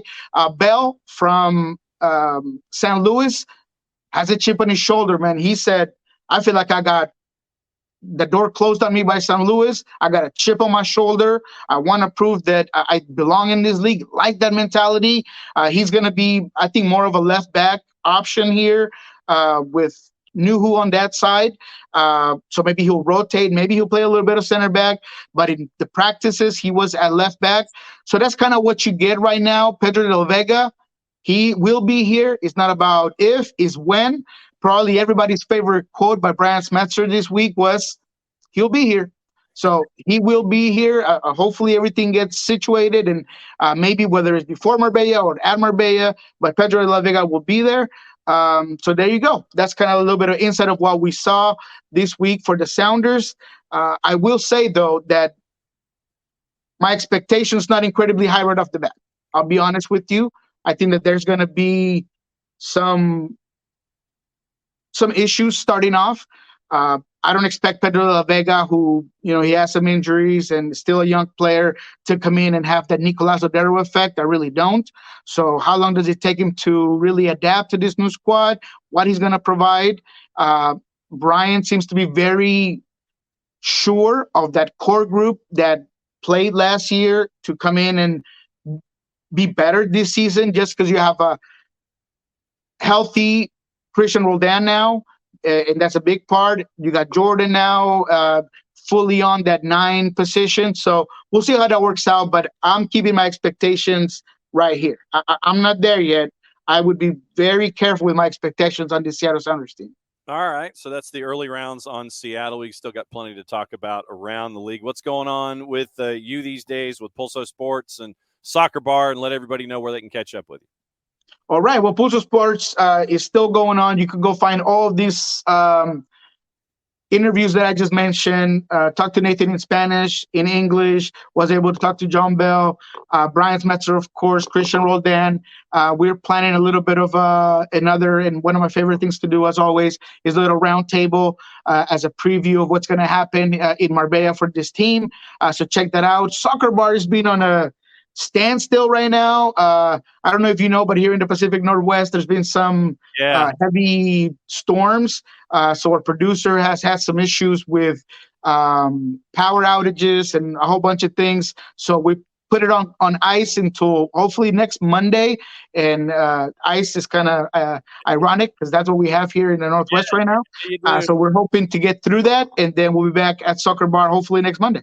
Take care of your 3 P's: your pets, your pipes, and your people. That is what you got to do this time. Like that.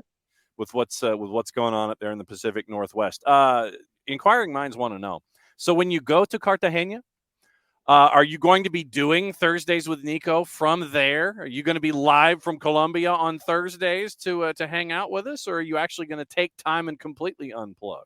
Ooh, that's a good one, man. I think that I could persuade my wife into maybe me stepping away for 30 minutes at least once or once or 2 times out of those 2.5 weeks. Yeah, I would like to do so, just to say we did a remote thing from Cartagena. You know what I mean? Exactly. I know, because we got to chase after the steps of Jack Colton and Romancing the Stone. We got to finish up with Cartagena.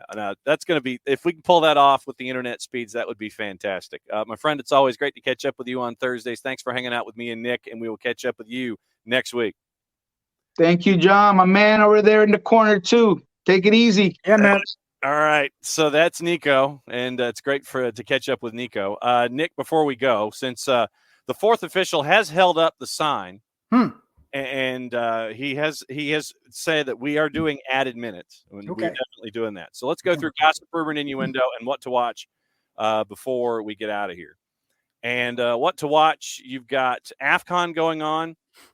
Noon, it is Ivory Coast, Nigeria, and Egypt and Ghana is at 3. Being in Espanol. You can catch that on Fanatis, fntz.co/soccer down here. Helps out us at the network, helps out Fanatis. And if you are a true sicko of the game like we are, you get things like all the BNs, Liga 1 Max, you get the Brasileiro, you get CDO for the fans, Teise, Gold TV, all that stuff at Fanatis, fntz.co/soccer down here. Speaking of Gold TV, they've got the Portuguese Premier at 3:45, and they've also got the Serie Rio de la Plata, 3:45, 6, and 8:15. Atletico Tucumán's playing at 6, Vasco da Gama and San Lorenzo at 8:15. On the plus, Copa del Rey, Atletico Madrid, Real Madrid. Maybe do a little advanced scouting on Simeone and see if he wears a color other than black. And the answer to that would be no. 3:20. Golazo Network has Asian Cup, Palestine and the UAE at 12:30. Paramount Plus has India and Uzbekistan wrapping up. Palestine, UAE is also on Paramount Plus at 12:30. And the Italian Supercoppa with Napoli and Fiorentina is at 2 o'clock. Interesting. Very, very busy day on the stuff. So gossip, rumor, and innuendo before we go. Jordan Henderson has given up the money to go to Ajax. He has surrendered funds to make it easier for Ajax to pick him up. And it also appears that Steven Gerrard has been handed a new deal at Al Ettifaq despite not winning a game since October. So good work if you can.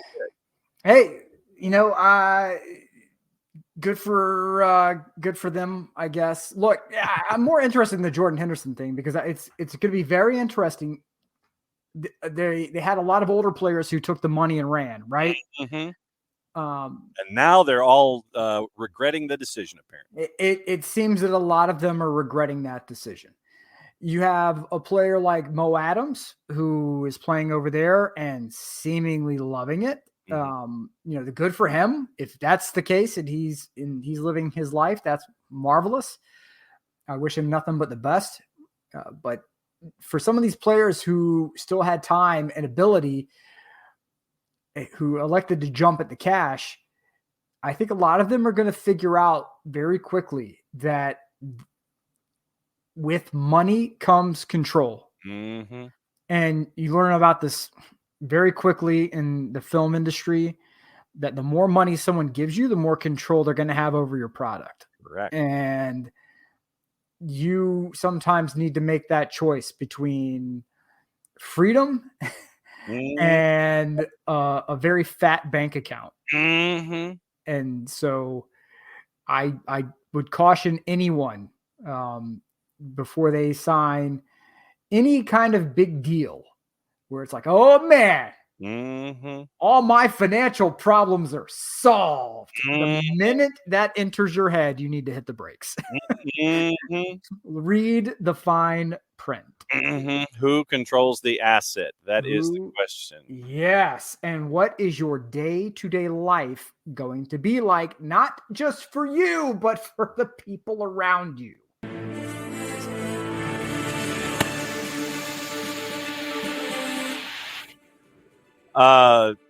Breaking news that we kind of talked about like a week and a half ago. It's now officially official, Nick.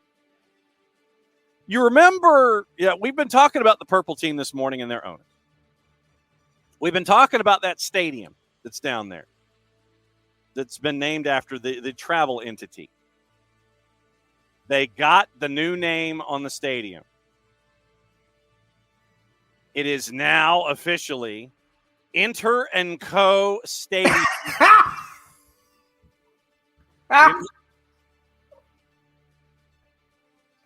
10 years with the digital banking entity. So Inter & Co. Stadium is now going to be the home of the purple team in Middle Florida. Oh, my God. Oh.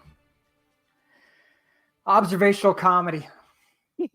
It's just observational. It occurs naturally out in the wilderness. It just grows like a wildflower. Yeah. Like a bird in the sky. Mm-hmm. It's so stupid. So Inter & Co. will host Inter & Co. hosting Messi and friends when they travel to Central Florida to take on the purple team. Oh, my God. 10-year deal till 2033. I don't think they get there because we're talking about a digital banking entity. But Inter & Co. Stadium in Central Florida. It's officially official. So we got that going for us, which is nice. Oh, my God. Atletico Madrid and Barca among 6 clubs interested in Calvin Phillips. Future set to be decided next week from the Telegraph. Newcastle scouring Europe for midfield replacements. Entirely dependent on if convincing Manchester City to lower their demands, because Newcastle, remember, they're dealing with FFP now for the next 2 years, and they're already 70% there. Yep. Magpies sent their head of scouting to watch Atalanta midfielder Ederson in a 5-0 win against Frosinone, but the Italian club have no interest in selling a 24-year-old Brazilian in January. That's from our friends Tutto Mercato. Who are they going to buy? That's what I'm saying. The only thing they're going to, can they afford the plane ticket? Doubtful at this point. And Spurs have not given up hope of signing Conor Gallagher for the tune of 55 to I think it's 45 to 50 million from Chelsea. Chelsea are willing to let Armando Broja leave on a permanent if a suitable offer is received. West Ham, Fulham, and Wolves are among those interested. Chelsea's going to ask for 50 million for Broja, who scored 2 goals in 17 appearances this year. Portugal striker Gonzalo Ramos' future at PSG is in doubt, and the French club could sell the 22-year-old if a suitable offer is made. Fulham in talks to sign Chelsea center-back Trevor Chalobah on a 6-month loan deal with an option to buy. Napoli would be interested in Denmark midfielder Pierre-Emile Højbjerg if Spurs decide to sell in January. I would not take that move. Napoli's a mess. Mm-hmm. Arsenal leading the race to sign 20-year-old Xavi Simon, who is on loan at RB Leipzig from PSG. They've also been handed a boost in their January pursuit of Bruno Guimaraes, following reports that Newcastle are searching for his replacement, and they got to sell him and come up with a cheaper replacement. That was editorial that I added there at the end. Villa inquired over the potential signing of Borussia Dortmund's Gio Reyna. New agent, Jorge Mendes. Gio Reyna, Aston Villa, don't do it. If I'm Villa, don't do it. Villa have agreed with Red Star Belgrade to sign right back Kosta Nedeljkovic, who's 18. He'll stay in Serbia until next year. Marseille planning to return to make an offer for West Ham's Said Benrahma, who's going to be taking a day off, or at least the next time he's in the FA Cup, considering he got a red card last time out in there, lost to Bristol City. First bid was turned down. Manchester United's Amad Diallo set to turn down any championship loans Ivory Coast internationals wanted by Michael Carrick at Middlesbrough. Bayern Munich looking to beat Man U to sign Nice defender Jean-Claire Todibo. Also interested in Lens defender Kevin Danso. Radu Dragusin says he turned down a late move to Bayern Munich to join Spurs. Inter Milan close to securing a deal with Iran striker Mehdi Taremi to move to the club on a free after his contract with Porto runs out. Wow. Calcio Mercato. Interesting. Okay. And then last one on the board, Spurs defender Yafet Tanganga set to end his loan spell at Augsburg, moved to Millwall until the end of the season. And so Yafet Tanganga, when he gets there, can say, blank you, I'm Millwall. That's right. Still one of the greatest stories of all time. Blank you, I'm Millwall. Go 10 toes down to knife-wielding terrorists. And your response is, F you, I'm Millwall.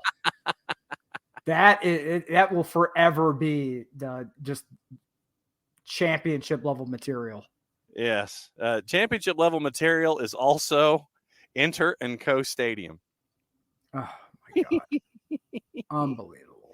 Oh, Inter and Co Stadium. Comedy writes itself. Oh my God. Send us home, because we're going to be laughing for the next 3 hours about this. Yes. Following up, D Graham. Yes, I know that we have players from Peru and Colombia, but I want more. Okay? He wants all the Peruvian and Colombian players. Yes. Yeah. And he also wants to own a club where he can hire Sebastian Becasese and have him as manager. Can we all have happy things? It's good to have happy things. And then that with more exciting than Serie A, says Dell. Hey, you know what, Dell? Uh-oh. Dell? Uh-oh. You may be right. Oh, wow. It's okay. It's all right. There's nothing wrong with that. I don't mind. I don't mind. But with that, just go ahead and understand the things that we learned today, which is if your supervisor puts you on a performance improvement plan, you should immediately get LinkedIn Premium and start hitting that job hunting button with a quickness. Mm-hmm. Wait. Don't be like, oh my God, how do I turn this around? Go, run. Yes. Leave. Yes. Find another gig. Find your next gig, but don't be in between jobs, because yes. Do not wait for them to do the secondary follow-up PIP meeting move. Don't do that. Another thing, be kind to yourselves. Okay. If you end up in those situations, if you end up on a PIP, if you end up, because the economy is kind of wacky, especially in the tech world, people getting let go and laid off, and you go on the hellscape that is LinkedIn, you see a lot of green open to work things on there. Hey, look, it ain't you, baby. It ain't you. Okay. All right. Sometimes we have a hand in that process, but understand that the world has changed. I'll put it that way. And the choices that these people make to make these calls, it ain't your fault, love. Okay? Don't put that on yourself. You don't need that. You're beautiful. You're beautiful and talented and energetic. You got to handle it. Hit me. Handle it. So look, be kind to people. You never know what they're going through. And if you have the ability to network, help people out, do those things. And remember that the real world ain't too far terribly different from the sports world. Okay? So the things that are setting some folks back in the real world, setting some folks back in the sports world, keep you head on a swivel, my loves. And until next time, mucha yo. What he said. Back again, 9:05 tomorrow morning to finish out another week at SDH.